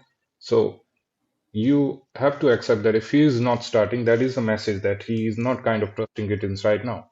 And that if we tried for Semenyo, more than anything, that is a message from the hierarchy that yes, there needs some improvement on that left hand side, despite investing 90, 100 million Uh, 6 months back. So there must be some I'll truth let to you all know this. how I see the Semenyo news when you drop. Yeah, and you also mentioned that you don't see, both of them, Garnacho or Gitten, staying us, and one of them might go at the end of the season. That is also bizarre as well. It's not normal to purchase, 50 million uh, wingers and just sell them in the very next year. You said in the That's future, not not at the a end of the season. It, I that think. it But doesn't matter how good they are, Jay. If somebody comes in and you have 3 players for that position, and those are players you can say, irrespective of how bad we think they are, if they feel like you say they're good enough to be starting elsewhere and they're not starting, one of them will actually leave. Even in the central area, you see that area, you see where we have Caicedo, we have Andrea Santos, we have what is it, Dario Isugo. Romeo Lavia, they're all good players. Eventually, by the end of the coming season, one of them will be pushing to leave. Yeah, but I think it's a different case. We are thriving in the middle and other position. There is an argument that we can, replace some players and can sold them players. The left hand side is really poor. We are bad in that position, the left wing. And then we have to chop and change every season. And now it's not a good planning or not a sustainable way for me, at least. I don't see it in that sense. So So you've there must be already given some. up on Garnacho and Gittens. You think No, that's it? They're not good I'm enough? not given up. I He still hasn't think given up. that both of. He's just the way he's viewing the situation, the fact that we moved for Semenyo, right? That's one of them, and the fact that I mentioned that one of them will ask to leave, right? Here's Yeah, something I I want to think. let you know: we're Chelsea, and irrespective of how good the players we have in certain positions, if an opportunity presents itself for us to sign another good player, irrespective of the player we have in that particular position, whether that player has 30 goals in 3 games, we still try to see if we can sign, if we can take, you could say, take advantage of the opportunity that just emerged to sign another good player and then figure out what happens next. That's the Chelsea. That's what big clubs do. That's why the Semenyo team for me didn't I didn't see it from the perspective of them, of the, you could say, the sporting directors feeling like, yeah, we're not good enough in that department. Maybe we should sign one more player. No, I don't see it like that. I just see it like it's a good opportunity, and probably maybe because they saw the video floating around, thinking maybe let's see if this guy will accept the sort of contract we offer to players. Then we'll then see if we can get him as at a good price or something to that effect. That's just me speculating. I don't think the reason was down to the fact that they feel like, yeah, we're bad in that position. That's just my opinion. But go ahead, what you were saying, Jay. Yeah, sorry, Jay. And I think they just inquired anyway. I don't know if it was dead set we wanted to sign him. They just inquired on what conditions, salary stuff. Even if it's true, I know Ornstein reported it, but I'm sorry, I don't know if I can believe these guys anymore after at the end of the season how much they were talking and how much things didn't happen. So I really don't know how true it is. Maybe it's not even accurate. Maybe we didn't even want to sign him. Maybe it's just reporting as usual. They report, but had him on our list, but we didn't want to sign him. Maybe I just can't trust him anymore after I last don't think season. we really wanted to sign him. And if anybody tells me it's briefing, what kind of briefing? Because yeah, it's gonna make them look even more stupid. But Jay, go ahead with Exactly, what you're saying, bro. exactly. Yeah. Yeah, look, my overall, view is that Gittins and Garnacho both are decent players. Obviously, Garnacho has proven himself in the Premier League, and Gittins has the talent. I think more kind of, the ceiling for him than Garnacho. The talent is there, but the issue is, well, the planning is done at the club of, magnitude of Chelsea. I think we can't really be waiting for 1 or 2 seasons for players to, get developed, and then we will see their potential. So that is the case with Gittins as well, because now we have to wait for him. He has the potential, but we have to wait for him. And that could be the difference between challenging for the title or securing top four, or maybe securing top four and challenging for top four. These are the 3 points, a good player on that left hand position against Newcastle, for example. I'm not blaming Garnacho, not blaming Gittins, anyone. I'm just saying in those sort of matches, from those sort of positions, it could have been a matter of we winning 3 points and we have to kind of content with 1 point. In other games where we are not, we are clearly losing, we could have secured a draw as well. And that is how it will culminate into we finishing in good position, challenging for the titles, maybe winning titles. Other than that, we are going to struggle like this. That's the whole difference. These are the small things that makes a huge difference on how our season goes. And I clearly see that Maresca does not trust some of these players. Not that he does not like them or does not believe that they are talented, but he knows that right now on the field, when he needs something from the bench or from the starter, some of these players are not providing him the level that Chelsea expect. Is it really trust or a matter of them adapting to the way he likes to approach the game? Because he is, I think it'd be accurate to say he's a very idealistic manager. And as a new player, you need time to adapt to the way he plays. especially if you play on the flanks. Because you cannot say for certain the reason is that he doesn't trust him. And he's played quite a lot of minutes. Let's not Yeah. forget. And So he's it's not. done well too. But go ahead, Jay. Let me hear your response to that question. I think I mentioned it earlier as well. There were chances. It is not the matter of whether we are signing young players or we need 28, 29-year-old. No, that's not my concern. I discussed her earlier that there were options like Ekitike, very young. We scouted him. We looked after him for a major part of that transfer window, and then we chose not to go for him and try to invest somewhere else. So it's the matter of choices. I think Ekitike would have thrived, and So we are seeing the difference he's you're giving. indirectly saying you feel like we would have been better off with Ekitike rather than João Pedro or Delap. Not That's how Not Joao Pedro and Delap. I I see perceived him your more comment. as a left Go wing ahead. attacker. Go ahead. I think Ekitike can play on the left side and also as a striker. So he fulfills that criteria also, where we, look for players who can play multiple positions. I think that is one position. We could have also went for Morgan Rogers. These are some of the players that I'm not, just dreaming of. These are the players that Chelsea wanted. So it's the choice that sporting directors made, and I think we could have Yeah, but we can't get we every could have player been we more go after. wise. Then. But Jay, you realize when we looked at Ekitike, it was when we were still looking for a striker. So are you saying would be better off with Ekitike than João Pedro or Liam Delap?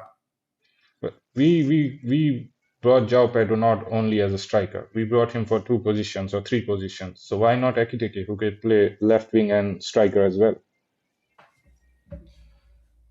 We don't So have again, to. it comes Depends on down what to we wanted choices. at the time. But go ahead.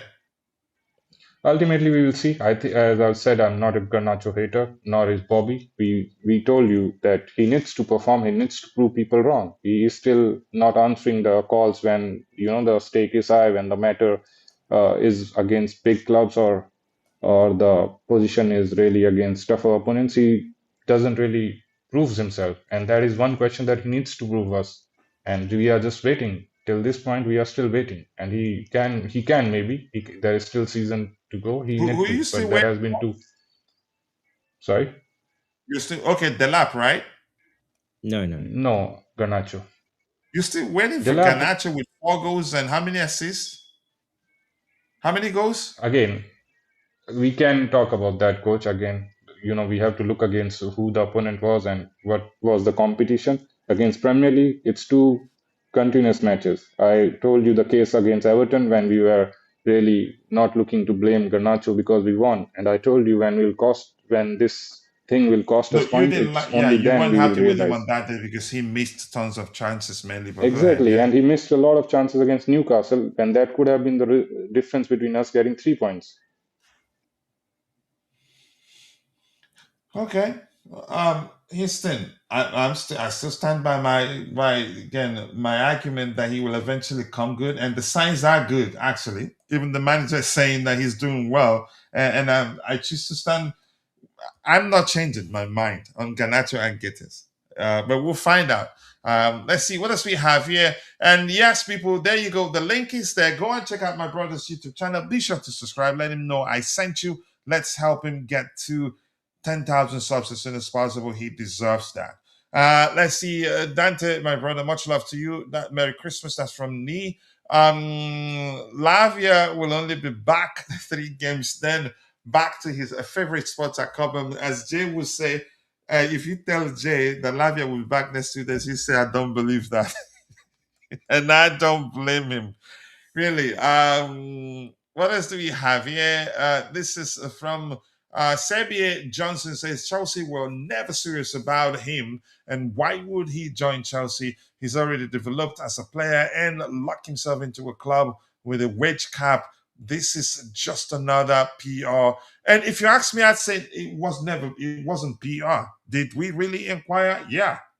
It was never PR, but people, the moment we heard that, yeah, Chelsea made inquiry, and some people actually, the way they presented it to the Chelsea fans, saying something to the effect of, with the plan of getting the deal done in January.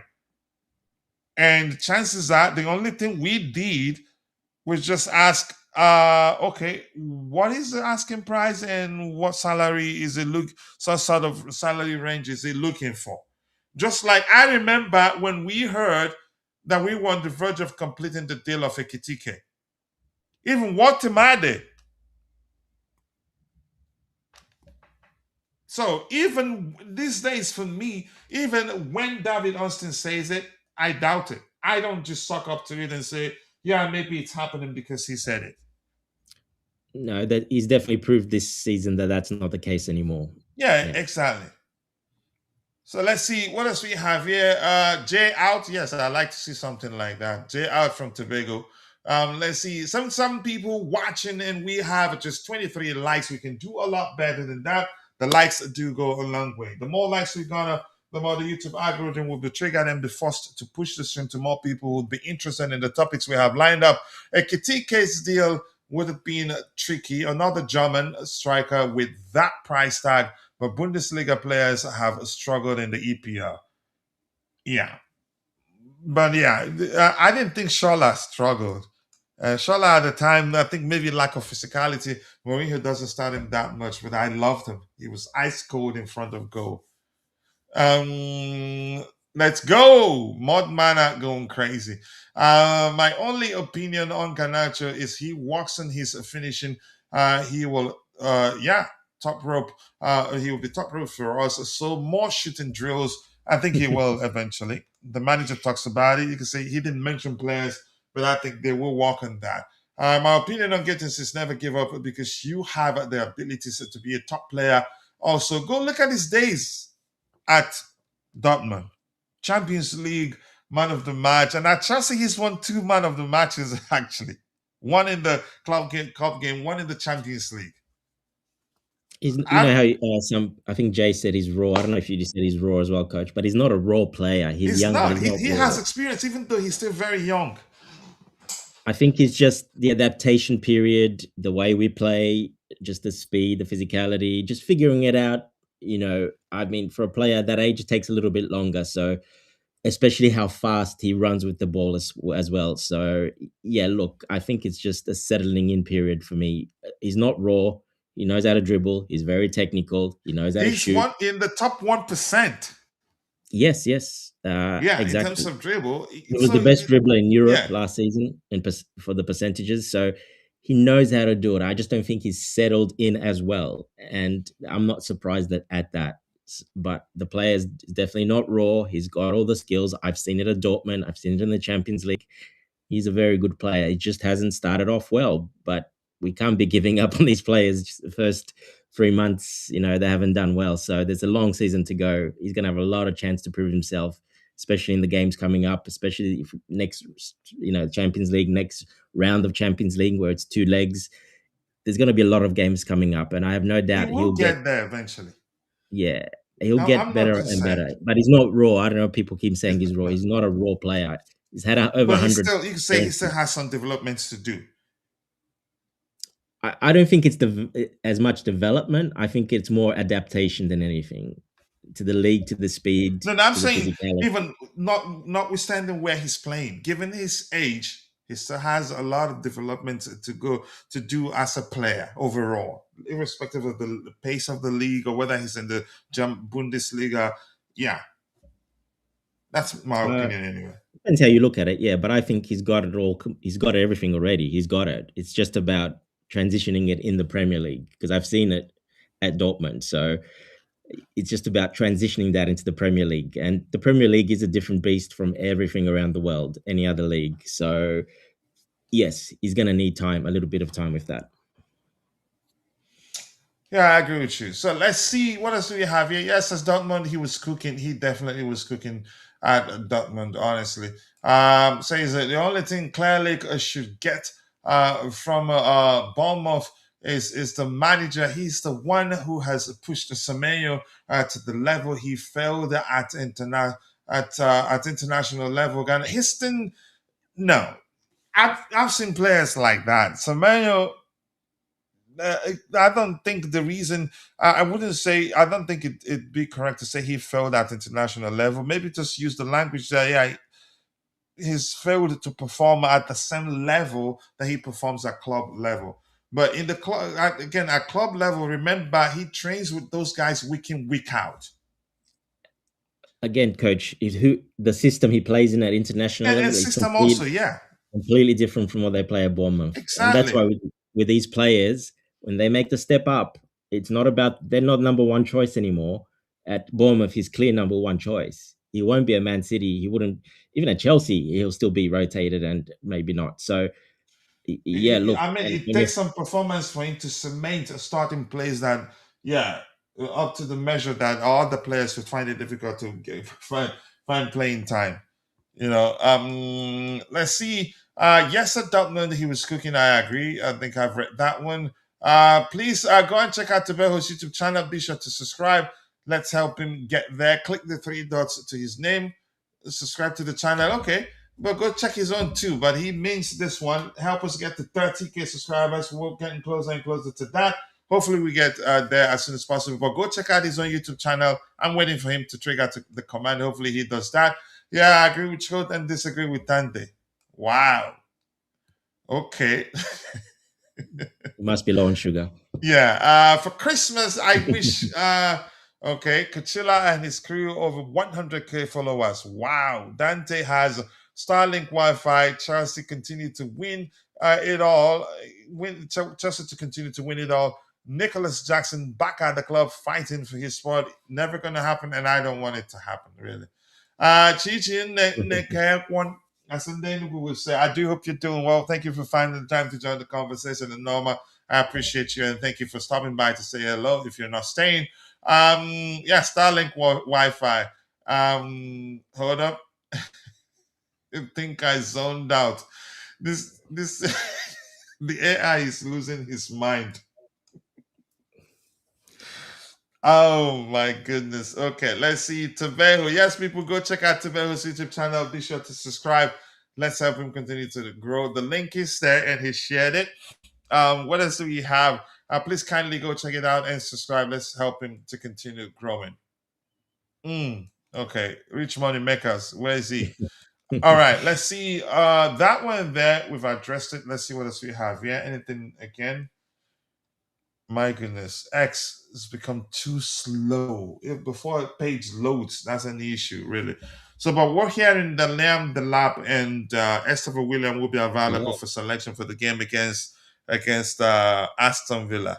I don't think Delap starts, but that's my opinion. Dante, what do you think?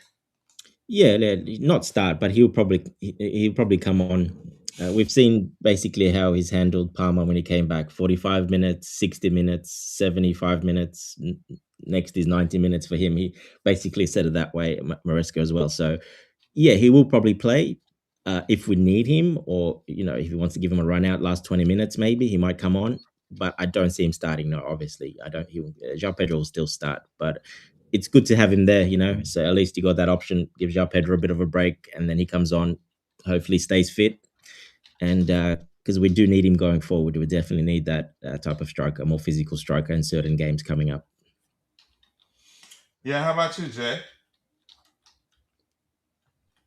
No, I think both Estevao and Delap are not going to start. I think I see even, for the Bournemouth game also that they might not start. I think what we have, and they have all been rested, I think that will be the one that played against Newcastle will be pretty much the same team. But yeah, I see minutes from the bench for both Estevao and Delap. Delap can help in that pressing department at the later end of the game. So yeah, not going to start. Yeah, this here reads Roma have opened negotiations with Chelsea over a loan move for Axel Disasi. The French centre back wants to get back on track and see himself fitting in well at Roma. I hope they sign him on a permanent. I mean, that had a gun. I don't want next season Ken, us, you say, having to coach, worry with regards to his future or how to get rid of him.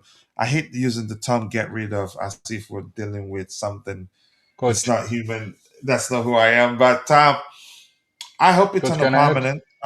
But yeah, anybody else have anything has anything to add to that?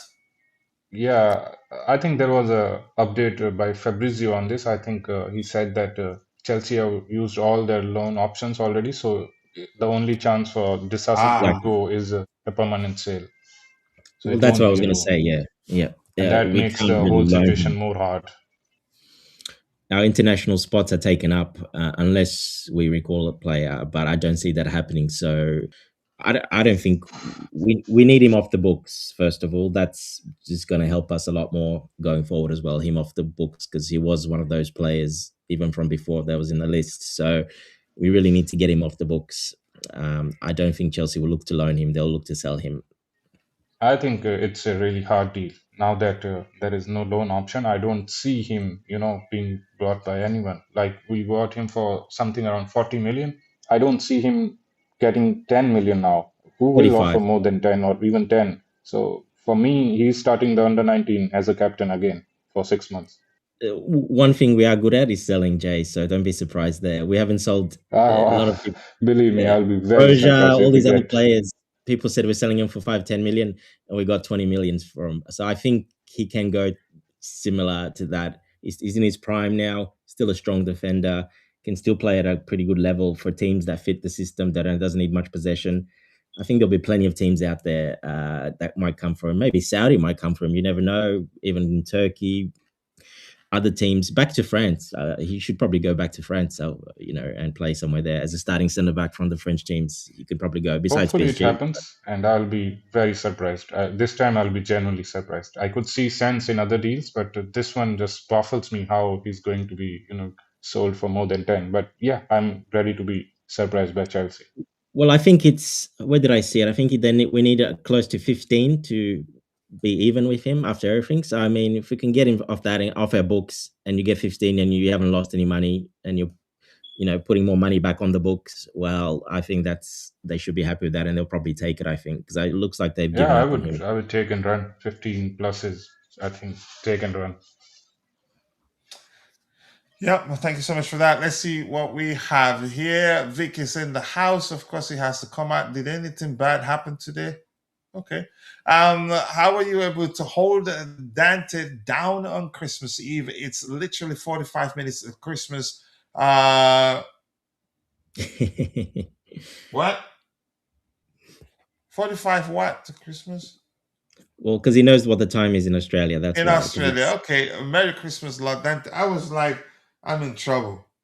Like You the should, kids, coach, you the should boys will go do change the something. tree and they'll be like, what the heck is going on here? no, Vic. Coach, Nothing tonight, Vic. It's all about tomorrow, not I, tonight. I was shocked. I froze there. I was like, what have I done?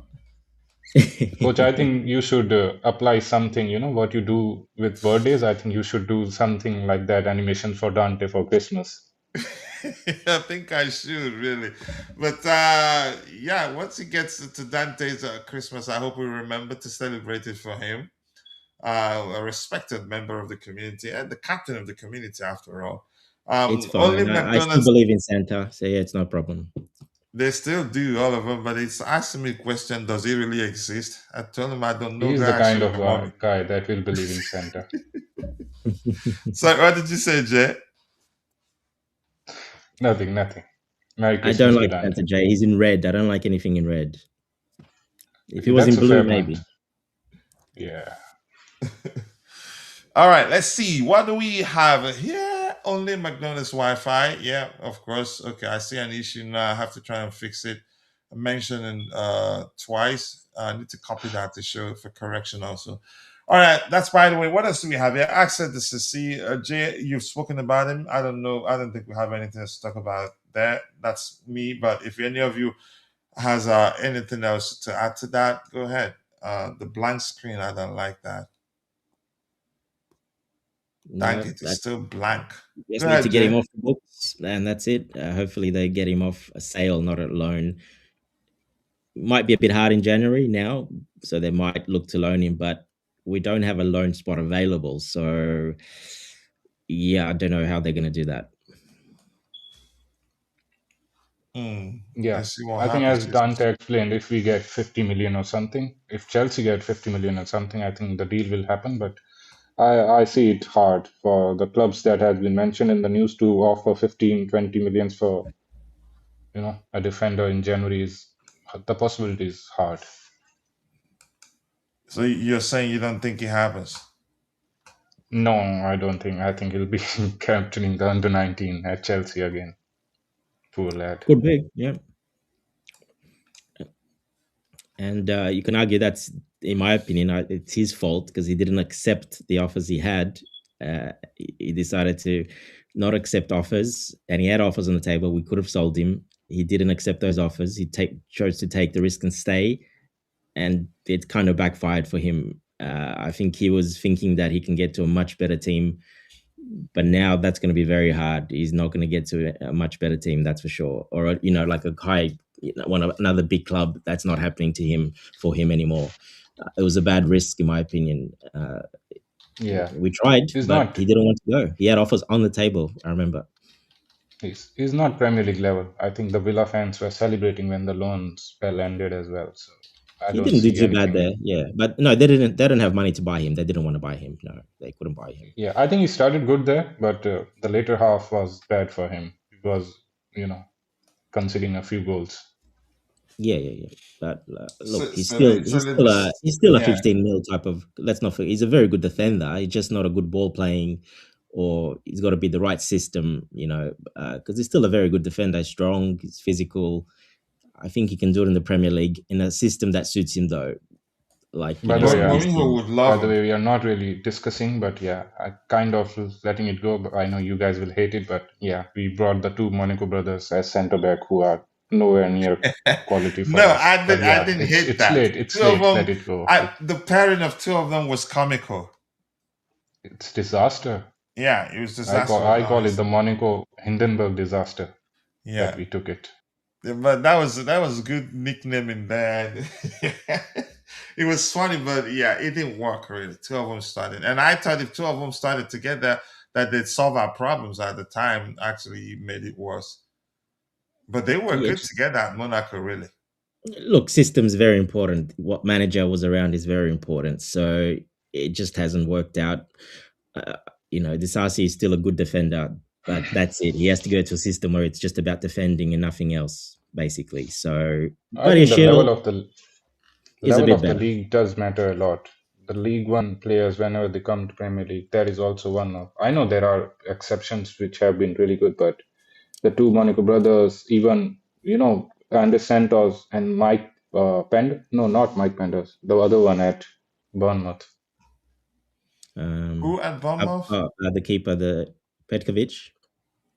Petrovic. Yeah, all Petrovic, of yes, them sorry. were balling out there, and not that Santos has been bad, but I think their levels have been much lesser than what they showed at League One. Exactly. Yeah, he's like Bournemouth type of player, but that's what I mean. He needs to accept that. He didn't want to accept that at this, and he didn't want to go to those clubs because he had offers on the table, but he decided to stay and risk it Yeah, and that went was for a foolish. better I offer. think no one. I think none. I don't see any Chelsea fans were supporting the nonsense that he was trying to pull. Like he should be a starter ahead of and a You clear mean starter, Petrovic? undisputed. Yeah, Aren't we lucky?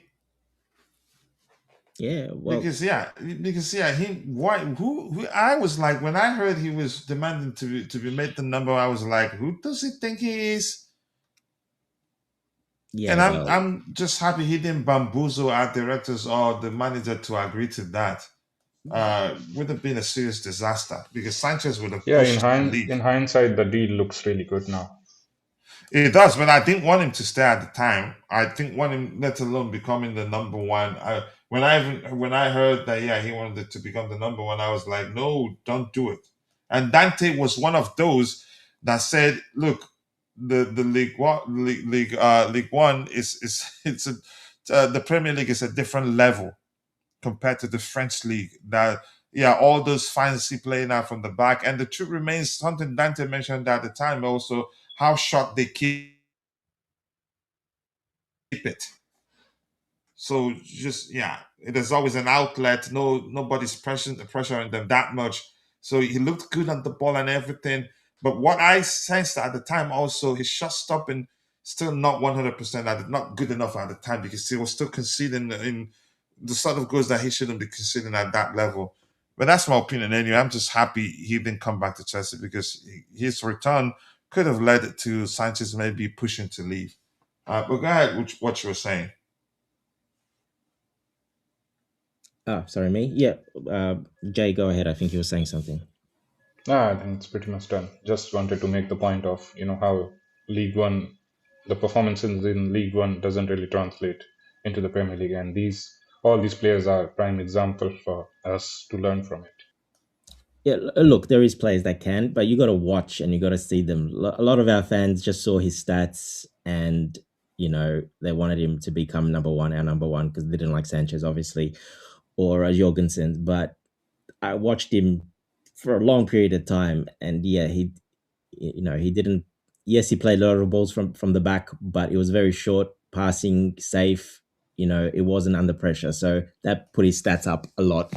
But it was fake because every time you see him try to push something, he would make a big mistake. His shot stopping wasn't bad. Look, he had a pretty good season, but if you put him in the Premier League, I knew he's always going to struggle in the Premier League. He can't do that in the Premier League. So I was Did happy. you I was happy we sold him, and we sold him for a very good price, actually. So I was happy that we moved him on for did him you say and for something Chelsea. similar for Pendas? That something similar could happen to Pendas No, if he comes to Chelsea? no, It's a no, because possibility. He's doing well now in the one big French difference league. with There's no Pendas is, guarantee he'd say be able to. yeah, one big difference with Go Pendas ahead. is they're using him as a keeper, like we would Sanchez.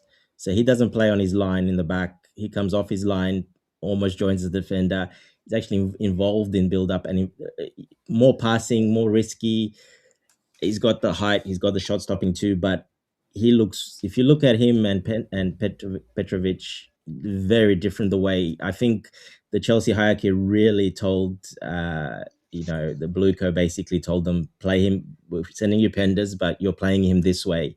You're not putting him just sit on the back of the line and safe passing. We want to test him, and you need to play this way because they're definitely playing very different with the goalkeeper from what they did with Petrovic. It's more involvement, more passing, more out from the line, and yeah, something how we would use Sanchez basically. So yeah, no, I think it's very different with him.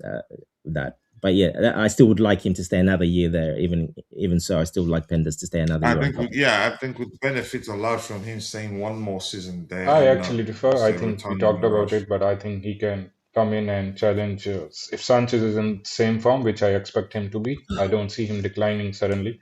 If Sanchez is in similar form, I think Pendas can do the number two job very well, and maybe at some point can push Sanchez as well. I don't see a much disaster happening if Pendas is our number two. Yeah, look, No, it but can happen. I honestly, I'd rather him spending one more season there. I That's think just me it anyway. depends where Strasbourg finish as well. I think that will have a. If they go to Europa League or say Champions League, well, I definitely want him to stay there. Then, if not, if they're not in Europe at all, maybe then, yeah, maybe he can come and learn and then slowly. But as long as they're playing in Europe, I want him to stay there and keep playing. Especially the way they're using the keeper now. Like I said, it's very different. And I think that was emphasized by Chelsea probably to make sure they played his keeper that way because it's different from Petrovic. So yeah, Yeah, give me 1 second here. Let's see. Let's go get comments from the manager's presser. I can't believe I missed the press. I was just seeing comment, and that was when I thought, ooh, looks like it has happened, and I missed it. So first item here, Enzo Maresca says, before Newcastle, I spoke about my relations with the club, and I said it is good. I spoke about Estevao and Delap are back, and now I need to repeat. Okay, now I need to repeat it. Okay, before Newcastle, I said that I'm in love with the squad we have, and I don't think we need to do something. He's not like that. Doesn't sound like somebody that's being forced. I don't think we need to do something. But again, the next one I will answer the same question. It's like, why are you guys? Why do you guys keep asking me the same question when I've already given you an answer? yeah, Um, Look, chances are his again. There's some sort of past tussle or whatever you want to call it going on, but I think we're definitely overblowing it. He's made it clear, doesn't have issues with the owners, doesn't have issues with the fans. He loves the squad. So if anything is going on, maybe it'd be something about telling him what to do all the time when he already has a lot of number of analysts working for him, because I'm just piecing together things he said and trying to come to a sensible conclusion. For me, nothing really concerning is going on behind the scenes, but that's a small opinion anyway. I don't know anybody else on the panel want to add to that particular comment on the screen. Yeah, coach. It's nothing. It was never serious for me anyway, because I think it was directed more at, in my opinion, was at the media, Chelsea media specifically. We see how they all talk about him and the rubbish they talk about him, especially when he was going through that. There was no support at all from the Chelsea media at all. So, yeah, look, I think it was more directed to that, indirectly a little bit to the fans, because obviously fans ever saying that, but I think it was more to that. I don't see him having a trouble with the owners.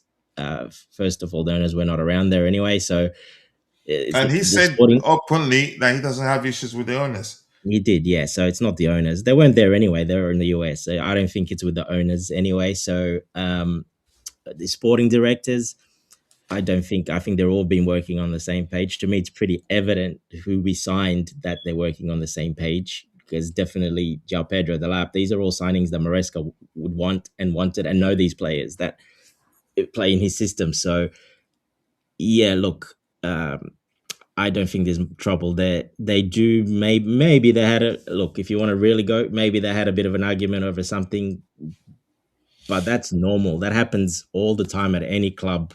That happens. It just happens. Even at small clubs, Sunday league, that can happen. But at big clubs, when there's 20, he's got like 7 or 8 assistants, and obviously with the sporting directors overseeing that as well, you're always going to have a little bit, maybe something that's not quite right, but that's normal. I don't see anything. It's nothing new. It happens all the time. Yeah, I think, yeah, he didn't help himself though. I think the way he said it, I mean, that's down to English a little bit, I think, but I don't think he helped himself the way he said it, obviously. But then he cleared that up the next press conference. So, And then they yeah. start forcing him to say a lot of stuff. All And this then they stuff just that start forcing, and they're yeah, writing he's articles. putting words in his Yeah. mouth. And they're putting Like articles, asking writing him, "Are you articles in that are good not even terms with the accurate. owners? Do you see yourself still like something to that?" It just doesn't make, because you can say they tasted blood, so they wanted more. Correct. Yeah. So he's got a bit of blame for that as well, definitely. But he's put it to bed the next conference. He said, no, But move even on. at that, they still But someone they're still else doing found it. him and still asking him stuff that would lead to him saying some shit that led to people, over. My goodness, I'm tired. Just go ahead and say what you're Yeah. saying, Coach, man. look, they're already writing articles before that, the weeks before that, they're already writing articles and saying that he's gone. And, we've got looking at other coaches. And I mean, seriously, those directors, the owners, they're going to back Maresca, and they like Maresca. They actually love Maresca. And we just lost, we lost one game and drew a game. And then those articles started coming out. And soon as we won again, now the last those articles disappeared. So for me, it was directed at that Chelsea media specifically, because I keep saying those guys, those bigger guys that are around there in the press rooms, the Chelsea media, they all hate our ownership, and they never liked Maresca from the start. And So here's the shocking thing. I'm sorry I'm saying this. I love him. I still respect him. David Austin yeah, I lost knew a bit of respect for him. Yep. knew that Man City, that they were interested in Enzo Maresca, but never said anything until all the rumors were circulating and the whole place, you could argue, was tense at the time. He said it, Yeah.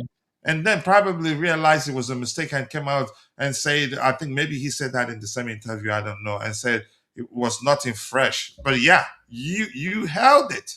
It was deliberate. It was definitely deliberate timing. I'm sure he cannot deny that. But that's, by the way, my bro here, and he says, okay, he has to bounce in. We'll catch you guys later. Enjoy the wonderful day, and it's been a wonderful stream as usual. And if you don't get to hear from me tomorrow, Merry Christmas to you, bro. But I think I'll be able to find time to reach out. I think on the 26th is the day that I'll be traveling to San Antonio. Yeah, go ahead. No, just saying, take care, Tini. Merry Christmas. Yeah, take care, bro. It says out of subject, Mortal Kombat 11 is a sick game When was the last time I played MK? High school for me. It's been more than 10 years I played Mortal Kombat. Dang That it. would, yeah, more than probably 23, 24 years for me. Jesus Christ, I don't even remember. I think, but I moved on. Probably, I don't because I don't know if it doesn't exist for PS. I played it when it was still Sega. Oh no, I played it at like at the the places where you played like the video game the games on the That's you know Sega. like That was a Sega no no console. no no, I'm talking about I played it only. I didn't play on consoles. I played it Okay. on the machines, the actual machines that you go to like Okay. a Okay. yeah. Okay. Merry Christmas to you too, my bro, and everyone in advance. God bless you all. You too, my brother. Jay, you want to add anything to this one before we go to the next one? And once we're done with the news hunting, we'll call it a day. Except if anything interesting emerges. I think this is going to be a dry January transfer window for Chelsea fans. Unless there's an opportunity there, but I don't see anything either. Yeah. Okay, looks like Jay isn't close by. Or like we get another injury, like a season-ending injury, maybe then. And it depends on who that happens to. Enzo Maresca, when asked if he would swap Cole Palmer for Morgan Rogers, no, because I love Cole and Cole is my player. Such a stupid This is just question. such a stupid question. I was just reading it before Coach from his statement. I'm like, why are you guys asking this? Why are you This asking is him such this? a because he will never on planet Earth say yes, even if he has issues with Cole Palmer. I just don't understand really. Why are people like this? This is the most stupid question. Why are you asking such question if it's swap Cole Palmer? Oh my goodness, for Morgan Rogers. I don't, I just don't know. It's what kind of nonsense is this really? Yeah, I saw it before and I'm like, what are you guys asking him that? What type of question is that? You're wasting minutes asking him stuff like this. It just doesn't make any sort of sense really. Asking him just I don't want to talk about it anymore. But coach, and even Dante, Yes, on the topic, do you guys think that we can actually add Rogers to this team with we having Palmer in the 10 already? Do you think we there can. is You a never know. chance that we can have both of them? He's a different kind of profile, in my opinion. They're not exactly the same. Yeah, he's physical, he's strong, he's a bit Yeah, more direct, but yeah, he does play that centrally for Aston Villa more. So, he can play on the left, but he likes to play centrally. Every time I've seen him play a bit more centrally, he likes that area more. So, look, he can play in false nine as well because he's tall. He's very tall. He's strong. Like I said, he's got some attributes there. But if if you're gonna looking for a 100 million player, I don't know if that's it. You know, I get it. He's on fire right now, and that again, has gotten a lot exactly. of Chelsea fans to say sign him, even I. But I think Yeah, he'd become a much better player at Chelsea. I still want to I see think he's a more. very I good player, and Yeah, I we he still can is. want to He see do more. is. He a is. lot good with him. But I think since we have Palmer and he is specialized in that 10 position, I think it will be a costly measure to have, him Exactly. as a Yeah. rotation to Palmer. 100 million player as a rotation to Palmer, and I doesn't make think sense. both can actually start in the same game. They can. They can. Like I said, he can start With left Palmer wing. on the flanks, especially, and then Rogers central. He'll be very But costly. I think he's 100 million close to. not just that, JLB. If he wants to move from Aston Villa, he's going to want a nice pay rise. He's not moving otherwise, and they don't want to sell him, so he'll want a big pay rise. Being English as well, I don't. I don't think in a position to, to sign him now. Definitely not in January. Probably not even next. Depends where we are next season, but maybe the end of next season. Say we're challenging for the title, then maybe, but not until that happens. I don't think we're going to look to a player like that. And I still need to see more from him. I really do. I mean, he's been good again. Like Semenyo, like I said, good now, but like do it a bit more consistently. A couple of seasons, at least 2-3 seasons, and I want to see a bit more of that. So I'm still not 100% convinced yet. Not for, I mean, he's a very good player, but I'm talking about to pay that money and outlay that money when we have, like you say, Palmer in that position already. I don't think that's the way to go to spend the money. Yeah. All right, let's see what else we have here. All right, Nisi, you letter, my bro. I appreciate you finding the time to join the conversation. Yeah, I don't remember the last time I played that game. I feel the question was disrespectful to Roger, Palmer, and Maresca. That's another way to see it. Ace of Niger. How you doing, but nice to see you. I do hope you're doing well, and thank you for joining the conversation. I think it's a nonsense question. It just doesn't make sense anyway. Let's see. Yeah, but we need support for Palmer. I think you can get that from Estevao. Both can play on the right hand side and can operate as tens too. So why not? There was a time we had Christopher Nkunku. Dang it! I didn't want this to happen. I didn't want this. This has become quirky. Christopher Nkunku undergoing medical. Trevor Chalobah continuing to undergo. Michael Correa.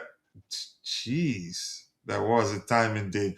Enzo Maresca said, in almost 100 games, I've been suspended 3 times, one for celebration and 2 times for yellow cards. So yeah, unfortunately, I will be on the stand, but Willie Caballero is there. Vanny Walker is there. The coaching staff, they'd be there, and I think he'd be in constant communication with them.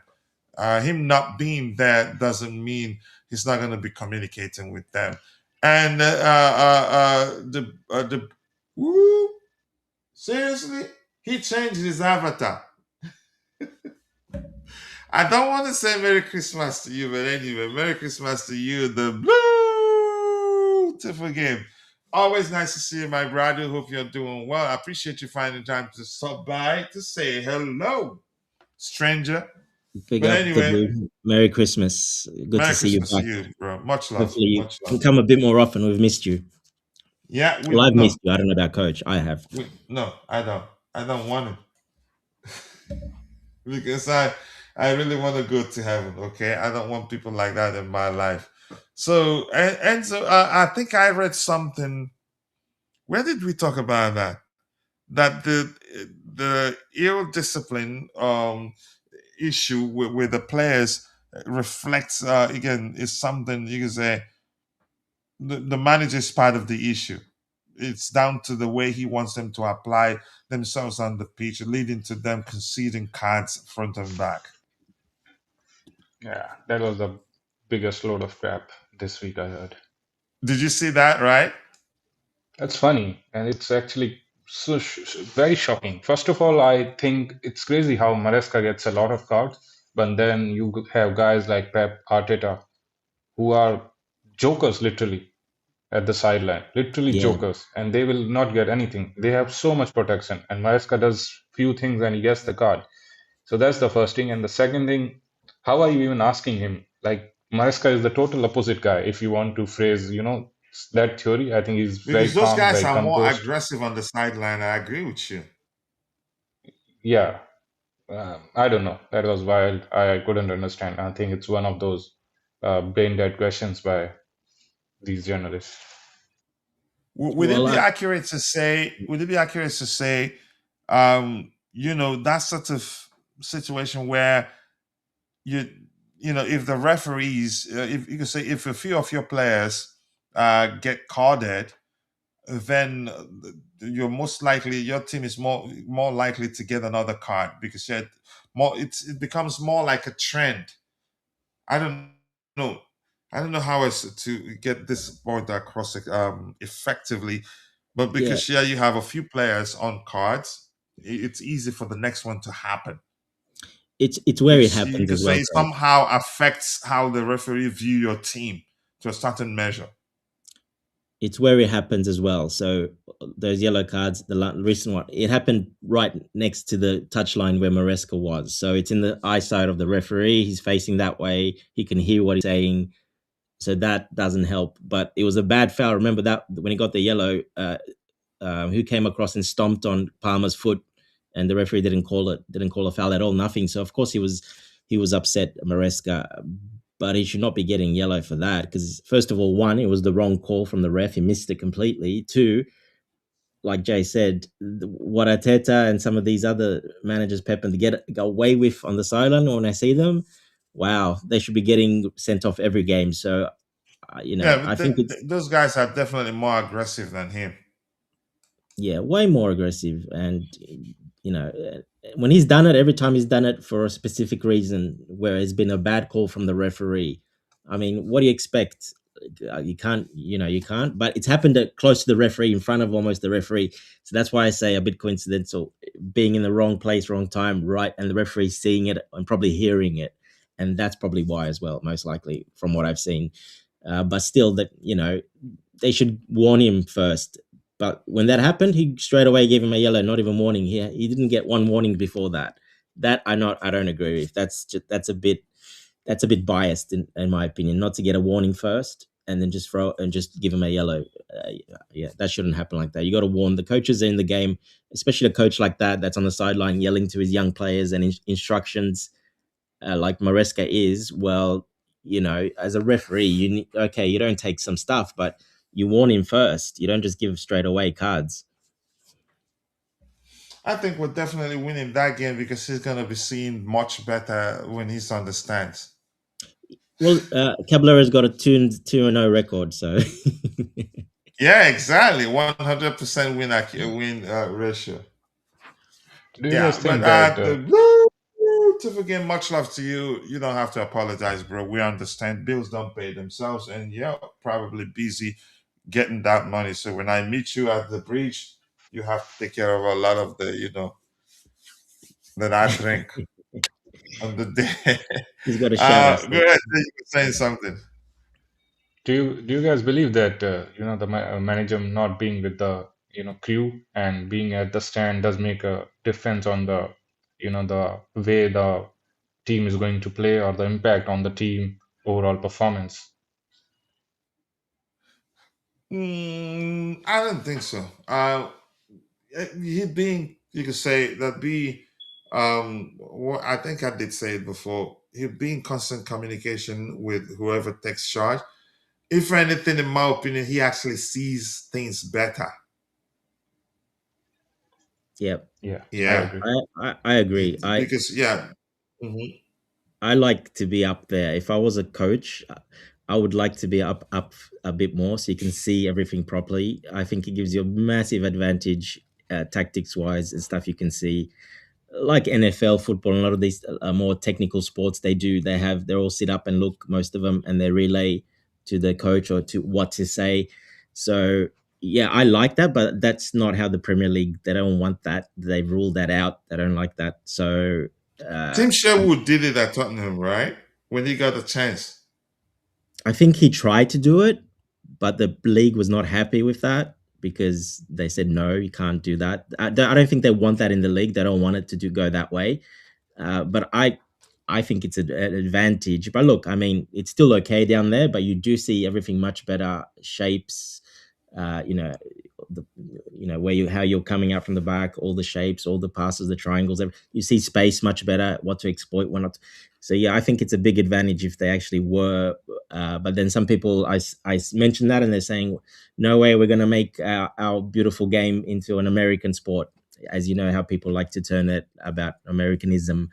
But I'm just saying what I think, as in tactically for a manager, for a coach, when you're moving those pieces and from seeing it from the top, it actually helps quite a lot, in my personal opinion.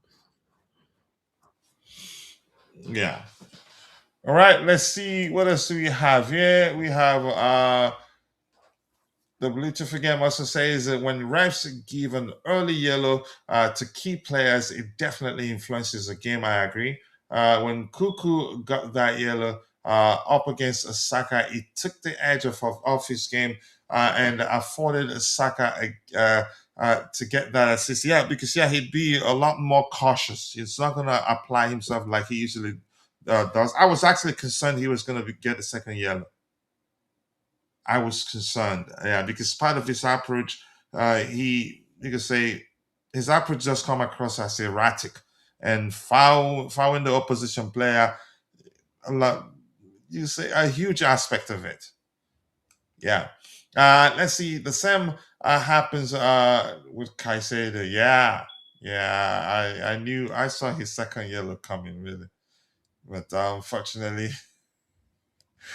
Mudman is still saying the same thing. Machine will always be a machine. Bruv. I like the bruv. Where's he getting his bruv from? That's seriously out of context. They're, right, they're calling him bruv and saying some nonsense. His brain went to Stamford Bridge. That's really funny.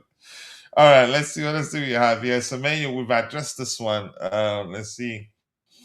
Anything else? Enzo Maresca, one more here saying on facing Aston Villa, it will be a very tough game for us, and we will have to be at our best because Aston Villa are playing well. They have a clear way of playing, and they are very organized both on and off the ball. They press effectively, really, and as a unit, more importantly. They are full of confidence in this moment, but we are at home and we will be trying to get the 3 points as we always do. We will work hard and continue to grow. If this, I'm not concerned about this game. You see those games that people are concerned that we're not going to win many. You can say we're not going to win up to 2 games. That schedule. For me, I'm not concerned one bit, and I've said this a lot of times. The bigger the occasion, the more confident I feel. I'm not concerned. They've won like how many games in a row? More than 10, right? 10, yeah. 10, yeah. That's not easy. And they're all not easy games, but I think we can beat them. So I really want us to talk about, because part of the title, what we need to do on the day to beat them. I don't think the manager, he said a lot more stuff. Yeah, Enzo Maresca, I think Cole Palmer is ready to play 90 minutes. He didn't look like he was ready to play 90 minutes in the last game. He played for an hour against Everton. Then he did more than 70 minutes against Newcastle. I think the progression is there. He's feeling good, and I think he could play 90 minutes. In all honesty, he didn't look. He's just going to play 90 minutes the last game. And Enzo Maresca says he thinks Estevao is one of the best young players in world football. Need I remind you that Enzo Maresca on Captain Rhys James, he's growing in terms of leadership and he is playing more and more minutes. This is the reason why we are happy, because he can be fit and healthy. We know he can be here as a leader. Man, how did they do it? Yeah. Enzo Maresca and Rhys James is one of the main players for different reasons. He's from our house, okay? Academy player. He is the captain. When he is fit, he is one of the best players we have, no doubt. No doubt. For me, he is one of our main players. His English somehow sometimes mixes. Just you can say, I wouldn't say jumbled up. Maresca has also affirmed that both Liam Delap and Estevao William are available. Estevao William are available to face Aston Villa. Nothing serious there again. So I'm going to read what we have here, and I want us to talk about what we need to do to beat Aston Villa on today. Coach, have you spoken about Arsenal being drawn versus Chelsea? Yeah. Here we go again with the agenda. Games like these are always remembered for the wrong reasons, e.g. VAR and refs being the stars of the show. Yeah, maybe that's where to start. Dante, you want to add anything to that from the beautiful game? Oh, Jay, if you're ready to speak, looks like they're muted. Yep. Sorry, coach. Yeah, I actually wanted Arsenal, so I'm happy we got them. So we can hopefully. I would have loved it to be in the final. Yeah, the pressure. Yeah, but look, this is fine as well. We beat them. It's another little tick for Maresca and this team that they haven't quite, done yet. So I'm looking forward to it. I think it's a good matchup for us as well, and at least it's a derby as well. Okay, the refereeing, like he said. It's a derby as well. Yeah. Mm-hmm. that this sort of game will always be remembered for the wrong reasons. Yeah, VAR, ref decisions, and all that. Yeah, look, it wasn't that bad to be honest. He didn't do that bad of a job, but yeah, there was some questionable calls, of course. But like you say, there always is like that when it's one of those games. It's a derby. It's heated. There's always a little bit of controversy, but that's what makes the game actually. So I don't mind it a little too much anyway. So it's fine. I think the ref did okay. Wasn't the worst of worst. So yeah, they're getting a little bit better, but still, they're still not the best with Chelsea. But they have been getting a little bit better. All right. So Dante, what do we need to do to beat Aston Villa? Mhm. Yeah, look, with Aston Villa they like to attack, they like to sit a bit and absorb a bit and then attack. They like to attack with Sometimes like sometimes not necessarily high line, but sometimes no. close to. Yeah, yeah. They don't create that many chances. This is what I spoke to about last time, which I'm surprised they've gone on this. They probably get 4 chances a game, and then they've been putting basically nearly two away goals away with that. So they haven't created So many chances. I mean, with that, I think it'd be accurate to say they've been efficient. Very, it's not. That's what I mean. It's something that it's very, very weird for a statistic wise to be that high percentage of doing that. So is that sustainable? No, in my opinion, it's not. They have proved a lot of people wrong because they've done it 10 games in a row. But is it going to be, keep going, another 10? I don't think that's sustainable. I think they've had quite a lot of luck in a lot of, like I said, those with that. So they have played okay, pretty good, and they've won. They've got some physical players that can play that and hold the ball up, but they like to give the opposition a little bit of possession, like I said, and then catch them a bit when they're out of shape. How do we play against them? I think we match up actually very well against them. Every time we've played them, it's been a close game, or we've been better than them and created a lot more chances than them. So I'm not too scared of Aston Villa. Like you say, it's one of those teams that, like, we match up really well. A bit like Arsenal, it's going to be close, but we match up really well against them, and we usually do well against them. Um, so I'm not too worried about them in that sense. They're not going to create that much.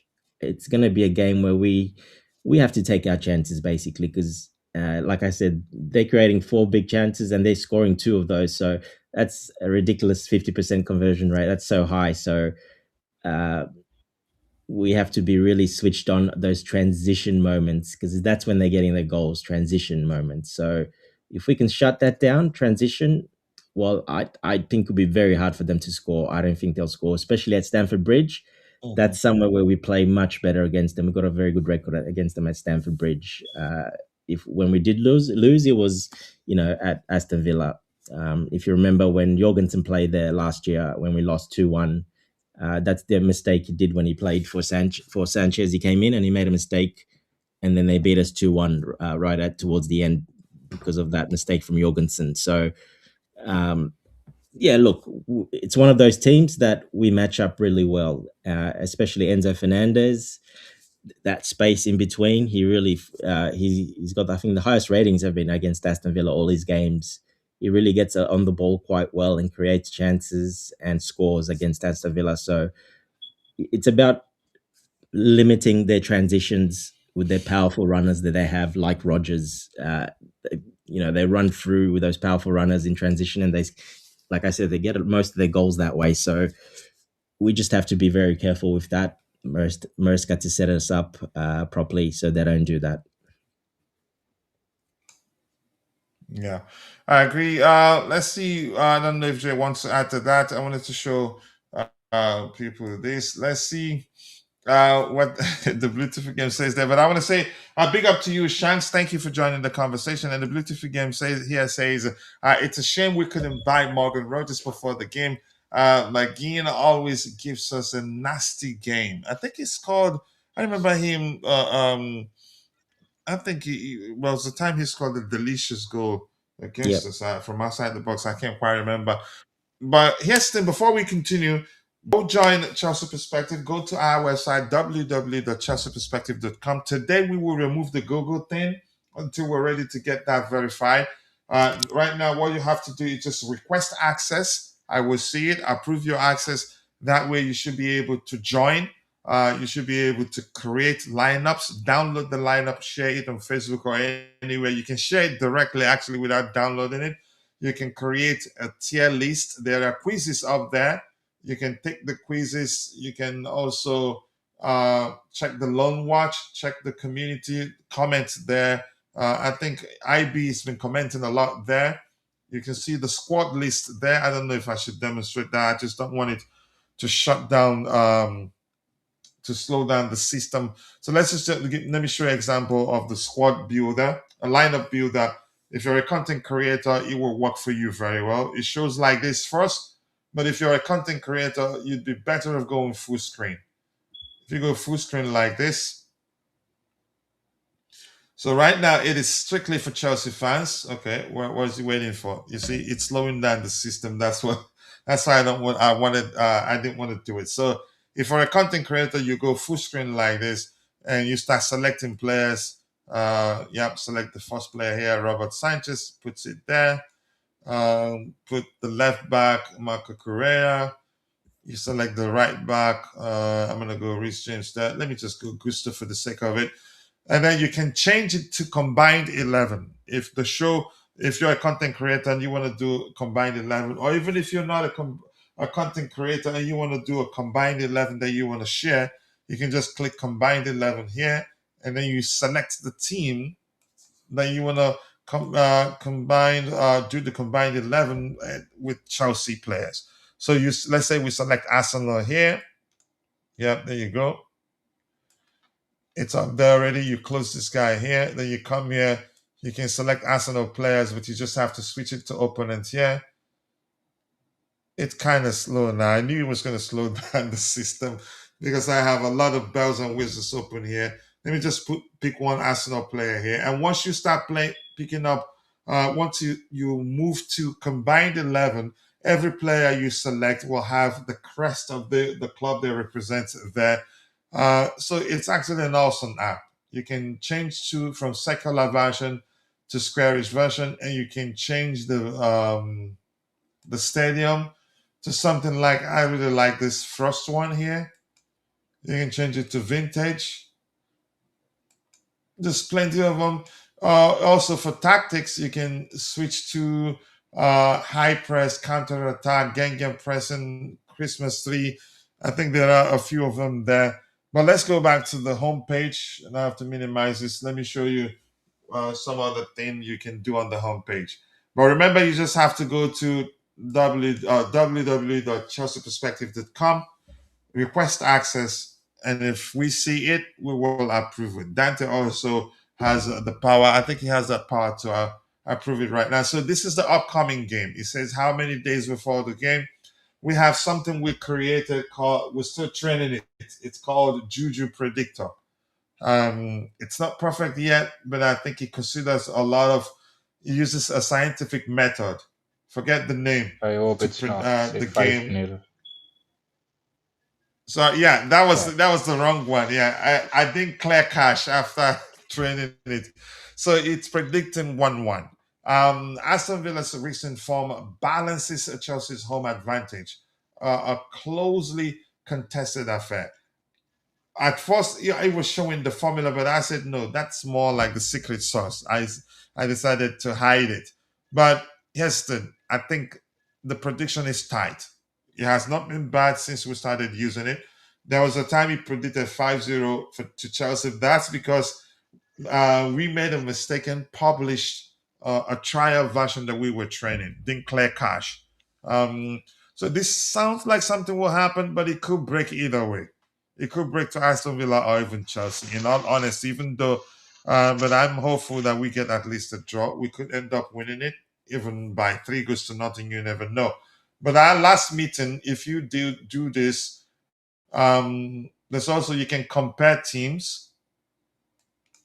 If you do compare team here, it will run this.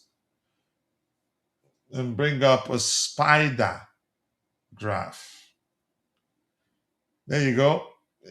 Goals. Chelsea has 68.0, 64.0, attacking 42.0, 58.0, and then there's this. Yep. In terms of, you can say, the ability of our team and theirs is close, really. But we're edging them in terms of goals we scored in total, which is correct. But attacking, you can say they've been more efficient than us and more potent than us of late, really. Physicality, a little bit, they edged us a little bit. Pressing, they edged us a little bit.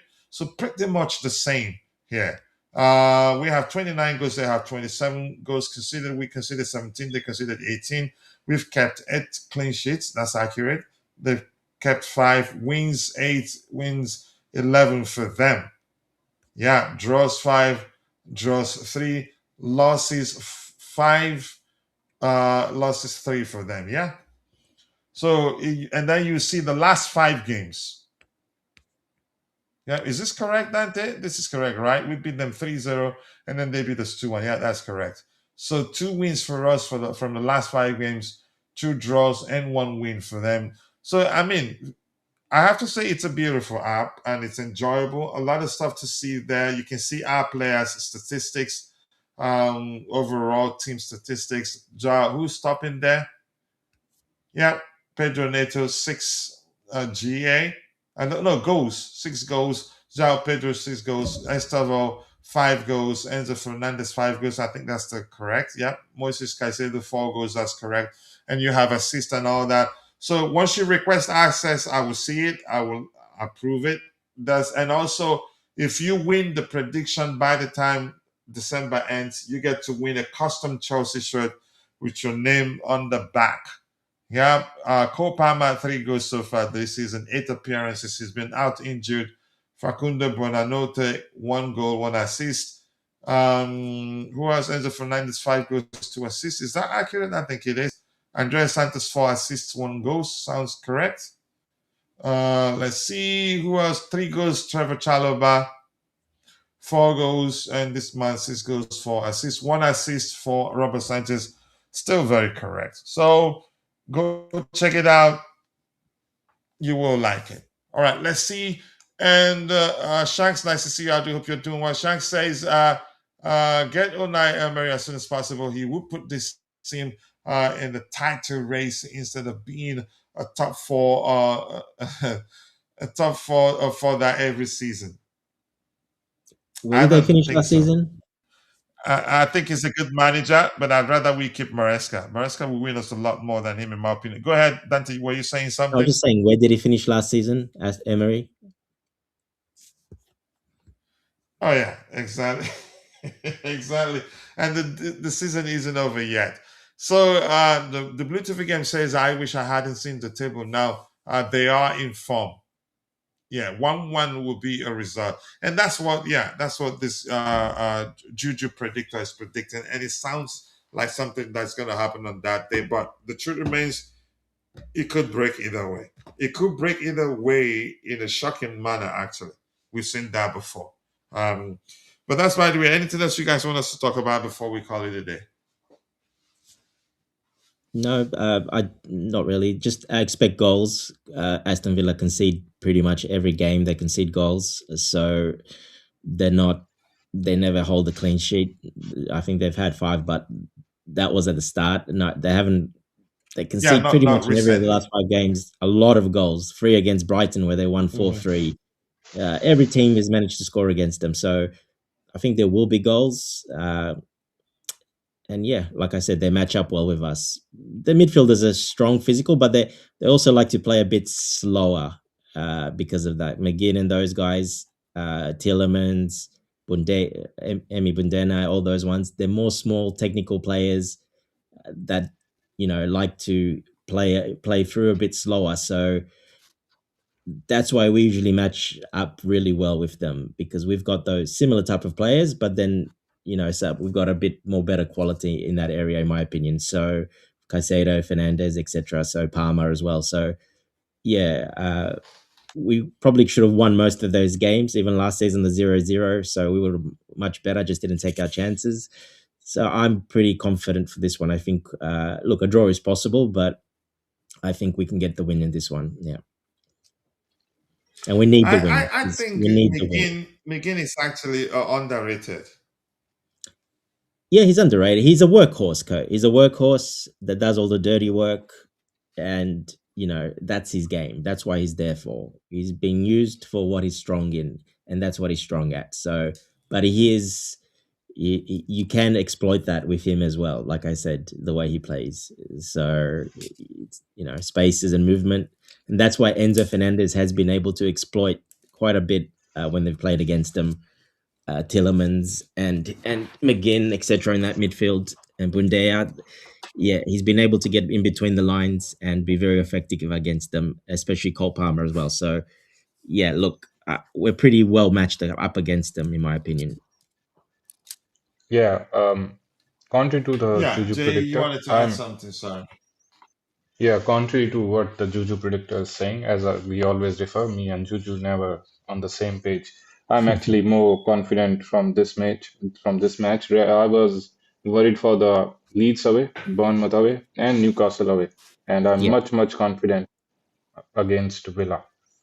Uh, and that might be surprising for you because I'm most of the time I'm worried whenever we No, play. I'm not surprised. I think you're one of those that are always confident if we're playing you could say a very good side anyway. Yeah, they are But go in ahead. tremendous. They are in very good form, but I think obviously it's down to Emery and the players as well. But I think the luck has also favored them a bit. Uh, massively. Not just a bit, Jay, yeah, massively. Yeah, they were not good at all against Man United the last time they play. I think it was a draw would have been a fair result. I think it was only Rodgers' individual brilliance that uh, got them the 2-1 victory. I did not see any special thing with them. And if you are looking average against United, I think that tells you some picture about Villa. I think they are there for the taking, and I think we will, as always, and at Stamford Bridge, we do exploit them, and I think there will be plenty of chances that we will take them on the counters, and I think they will play attacking football, which most of the time does favors us, and we will get the counters, and I think that will be a golden chance, especially for Palmer. I think this type of match will be something that he will be looking forward for. I'm pretty confident. I think we will actually score or win by 2 goals margin, 3-1 or 3-1 type scoreline. Yeah, I'm actually very confident that we are going to do going to do the job over them, despite giving them the respect that they are a good side. I find it in you say irrespective of how badly they played of late, they've been very important. but like Jay says, we're gonna get the chances. It's just we need to put them away. That's all. No, we're going to get the chances to win Yes. by a couple of goals. But if we don't take them, well, then probably end in a draw, maybe a loss. But I think the worst case might be a draw, in my opinion. But we're going to get quite a few chances against them because we do exploit them really well, their areas. It's just we need to take them. That's the only thing with them, with us. Sorry. I think a draw would be actually a bad result, Yeah, considering it is. how Yeah. they are our direct rivals. They will be like 9 7. points It stays clear 7 points, but if they win, it's 10. Yeah, it stays at 7 points. and If we a win. draw maybe 8 points. I don't know, but that we need to reduce that gap as well. And I think at home, the type of football they play, I think everything favors us. So draw might not be a good result for us. No, and Maresca said he's going for the Yeah. win. We need to win this game. So yeah. All right. I think it's been an excellent discussion, and I want to say thank you to Jay for finding the time to join the conversation. I appreciate you, and to the captain of the community in Constantine Dante, and of course my bro in the beautiful game. Always nice to see you. Shanks was also still here. Shanks, thank you for joining the conversation in the beautiful game. Always nice to see you. I appreciate you finding the time to join the conversation. Who else was here? Vic was also here. Ace Niger, how you doing now? Was also here. Who else? Cole Palmer and Tobago. Tobago was also here. And if I miss your name, apologies. I'm only human. See you guys next time. God bless us all. And cheers. Cheers, guys. Have a good Christmas. Have a good Christmas, people. Merry Christmas. Chelsea fans, we won't stop believing. New knock with every chant and roar, we rise for the fight. The blue flag in the air, let it fly with pride. We're gonna show the world all hearts open wide. From Stamford Bridge, share our voices to the light. We love for the team, stand strong by our side. Every challenge, we will never ignore. In unity we trust, our hopes on the rise. Chelsea spirit shines, bright lights up the skies.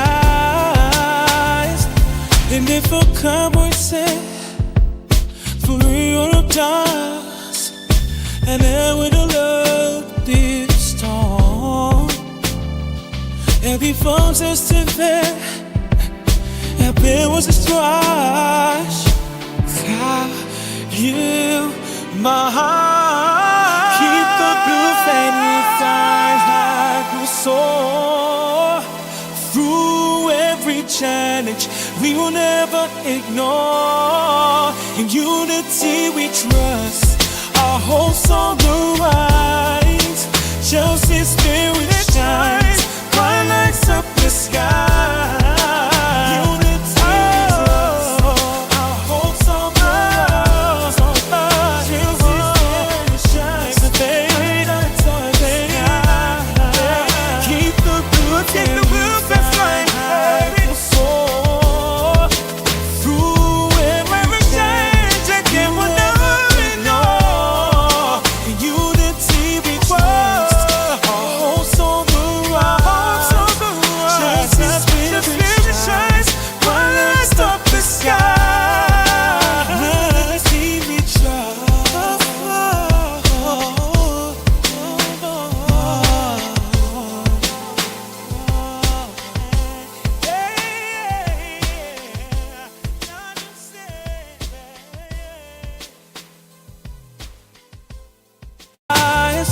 Chelsea fans, we won't stop believing. New knock with every chant and roar, we rise for the fight. The blue flag in the air, let it fly with pride. We're gonna show the world all hearts open wide.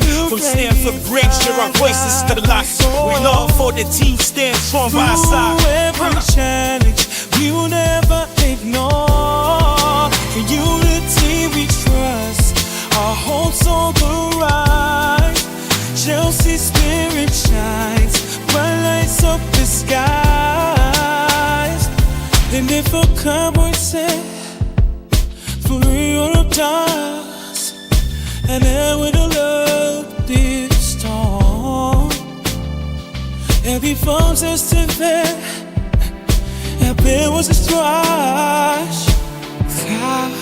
You, my heart, keep the blue flame with eyes like we soar. Through every challenge, we will never ignore. In unity we trust, our hopes on the rise. Chelsea spirit shines, bright lights up the sky.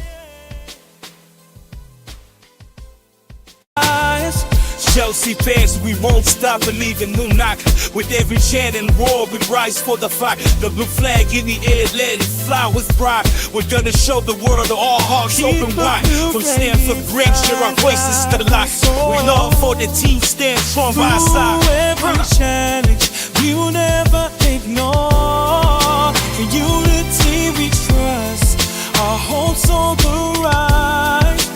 Chelsea's spirit shines, bright lights up the skies. And if a cowboy said, for Europe does, and then with a love this storm, every phone's Estevao, and there was a strife. You, my heart, keep the blue flame inside like a soar. Through every challenge, we will never ignore. In unity we trust, our hopes on the rise.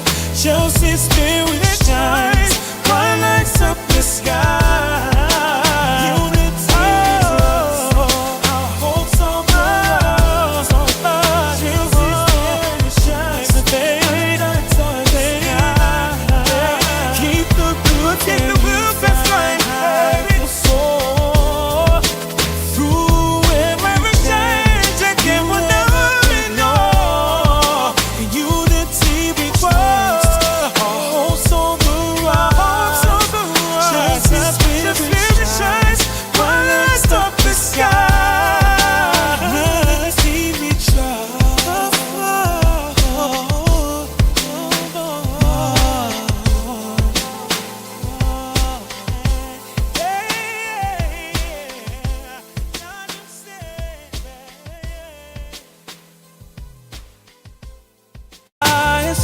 Chelsea fans, we won't stop believing. Unai, with every chant and roar, we rise for the fight. The blue flag in the air, let it fly with pride. We're gonna show the world all hearts open wide. From Stamford Bridge to our voices to the light. We love for the team, stand strong by our side. Every challenge, we will never ignore. In unity we trust, our hopes on the rise.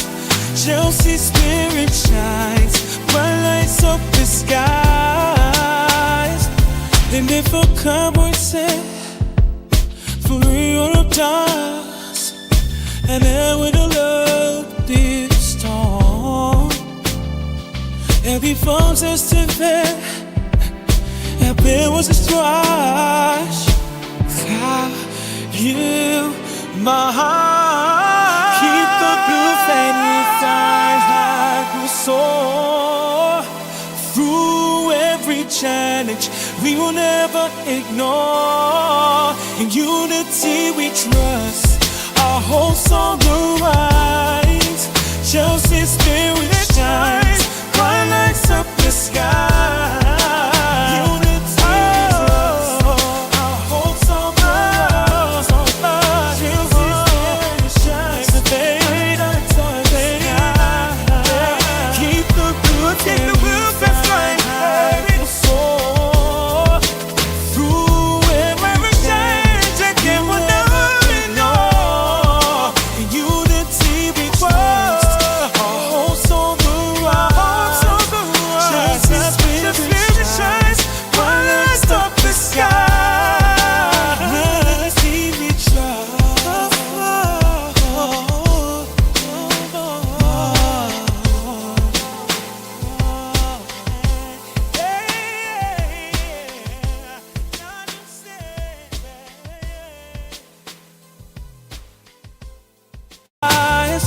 Chelsea fans, we won't stop believing. Unai, with every chant and roar, we rise for the fight. The blue flag in the air, let it fly with pride. We're gonna show the world all hearts open wide. From Stamford Bridge to our voices to the light. We love for the team, stand strong by our side. Every challenge, we will never ignore. In unity we trust, our hopes on the rise.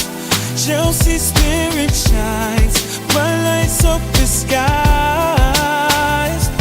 And if a cowboy said, for Europe does, and then with a love this storm, every phone's Estevao, and there was a strife.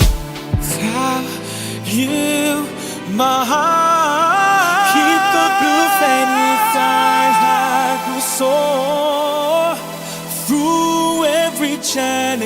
we will never ignore. In unity we trust, our hopes on the rise.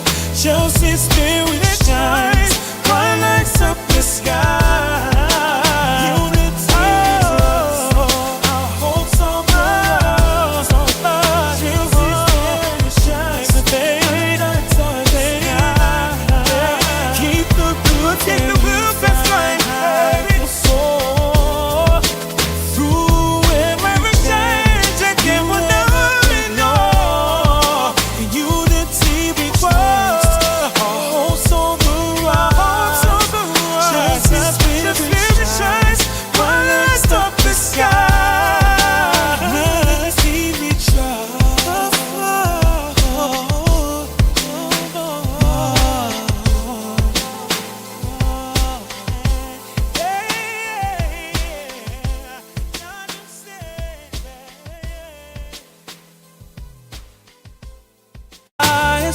Chelsea fans, we won't stop believing. Unai, with every chant and roar, we rise for the fight. The blue flag in the air, let it fly with pride. We're gonna show the world that all hearts open wide. From Stamford Bridge, share our voices to the light. We love for the team, stand strong by our side. Every challenge, we will never ignore. In unity we trust, our hopes on the rise.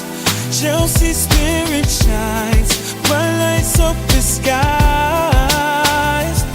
And if a cowboy said, for real dance, and then with a love this storm, every phone's Estevao, there was a strife.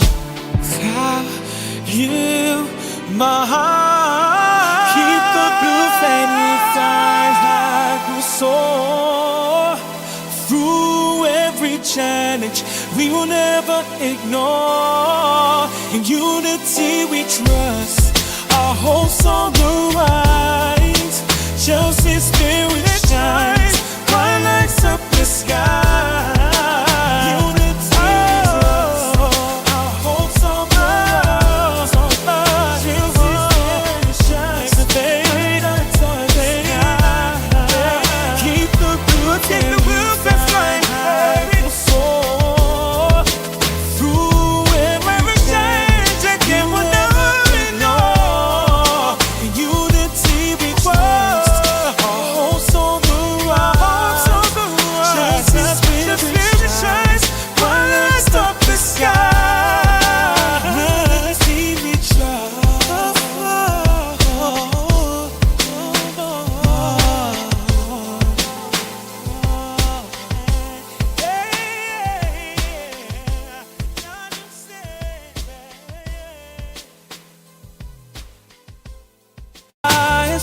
Chelsea fans, we won't stop believing. Unai, with every chant and roar, we rise for the fight. The blue flag in the air, let it fly with pride. We're gonna show the world that all hearts open wide. From Stamford Bridge, share our voices to the light. We love for the team, stand strong by our side. Every challenge, we will never ignore. In unity we trust, our hopes on the rise. Chelsea spirit shines, bright lights up the skies. And if a cowboy said, for real dance, and then with a love this storm, every phone's Estevao, there was a strife.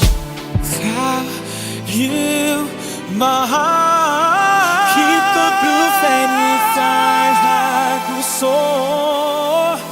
Through every challenge, we will never ignore. In unity we trust, our hopes on the rise. Chelsea spirit shines, bright lights up the sky. You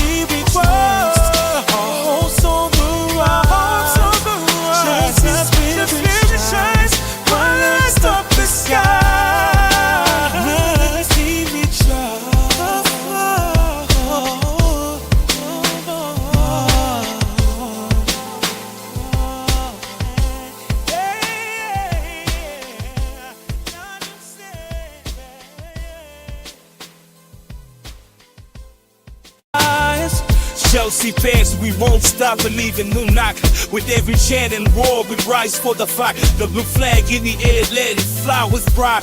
We're gonna show the world all hearts open wide. From Stamford Bridge, share our voices to the light. We love for the team, stand strong by our side. Through every challenge, we will never ignore. In unity we trust, our hope's on the rise. Chelsea spirit shines, bright lights up the skies.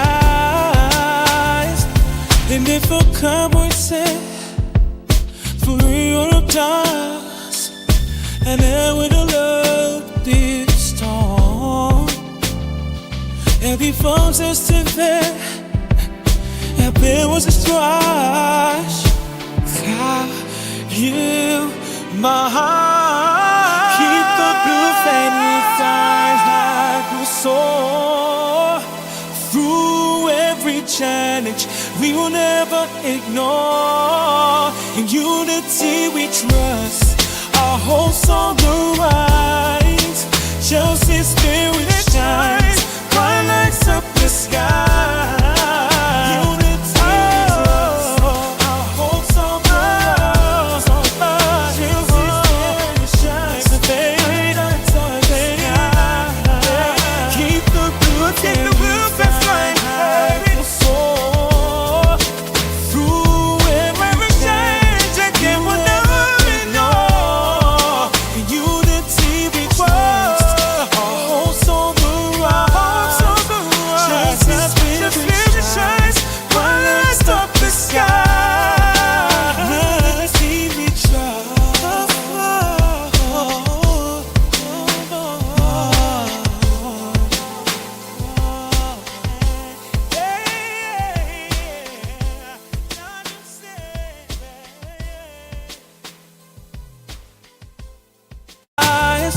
Chelsea fans, we won't stop believing. Unai, with every chant and roar, we rise for the fight. The blue flag in the air, let it fly with pride. We're gonna show the world all hearts open wide. From Stamford Bridge, share our voices to the light. We love for the team, stand strong by our side. Every challenge, we will never ignore. In unity we trust, our hope's on the rise.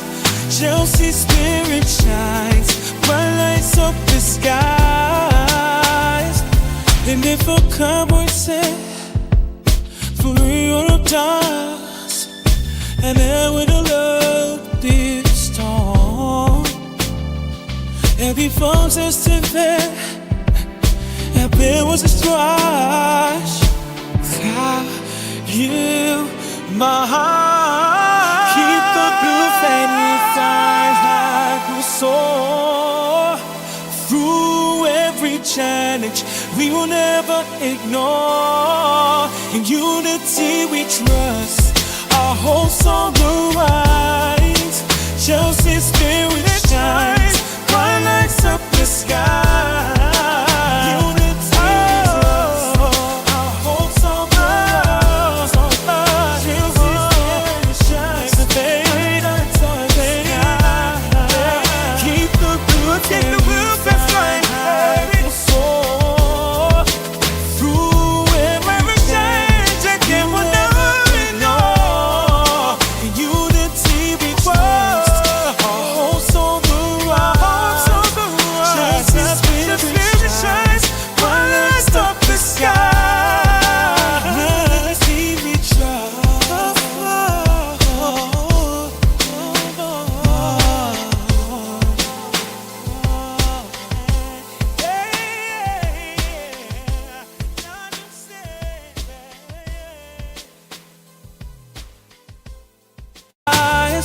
Chelsea fans, we won't stop believing. Unai, with every chant and roar, we rise for the fight. The blue flag in the air, let it fly with pride. We're gonna show the world all hearts open wide. From Stamford Bridge, share our voices to the light. We love for the team, stand strong by our side. Every challenge, we will never ignore. In unity we trust, our hope's on the rise. Chelsea spirit shines, bright lights up the skies. And if a cowboy said, for Europe dance, and then with a love this storm. Every phone says to bed, there was a strife. You, my heart, keep the blue fading signs like we soar through every challenge. We will never ignore. In unity we trust. Our hopes on the rise. Chelsea's spirit shines. Bright lights up the sky.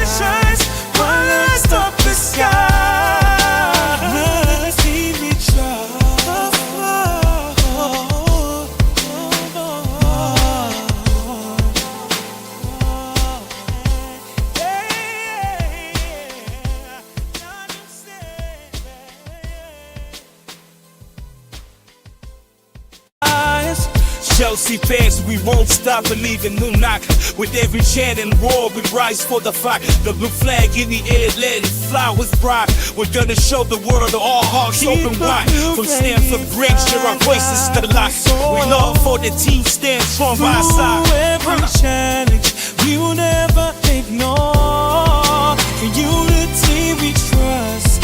Our hopes on the rise. Chelsea's spirit shines. Bright lights up the skies.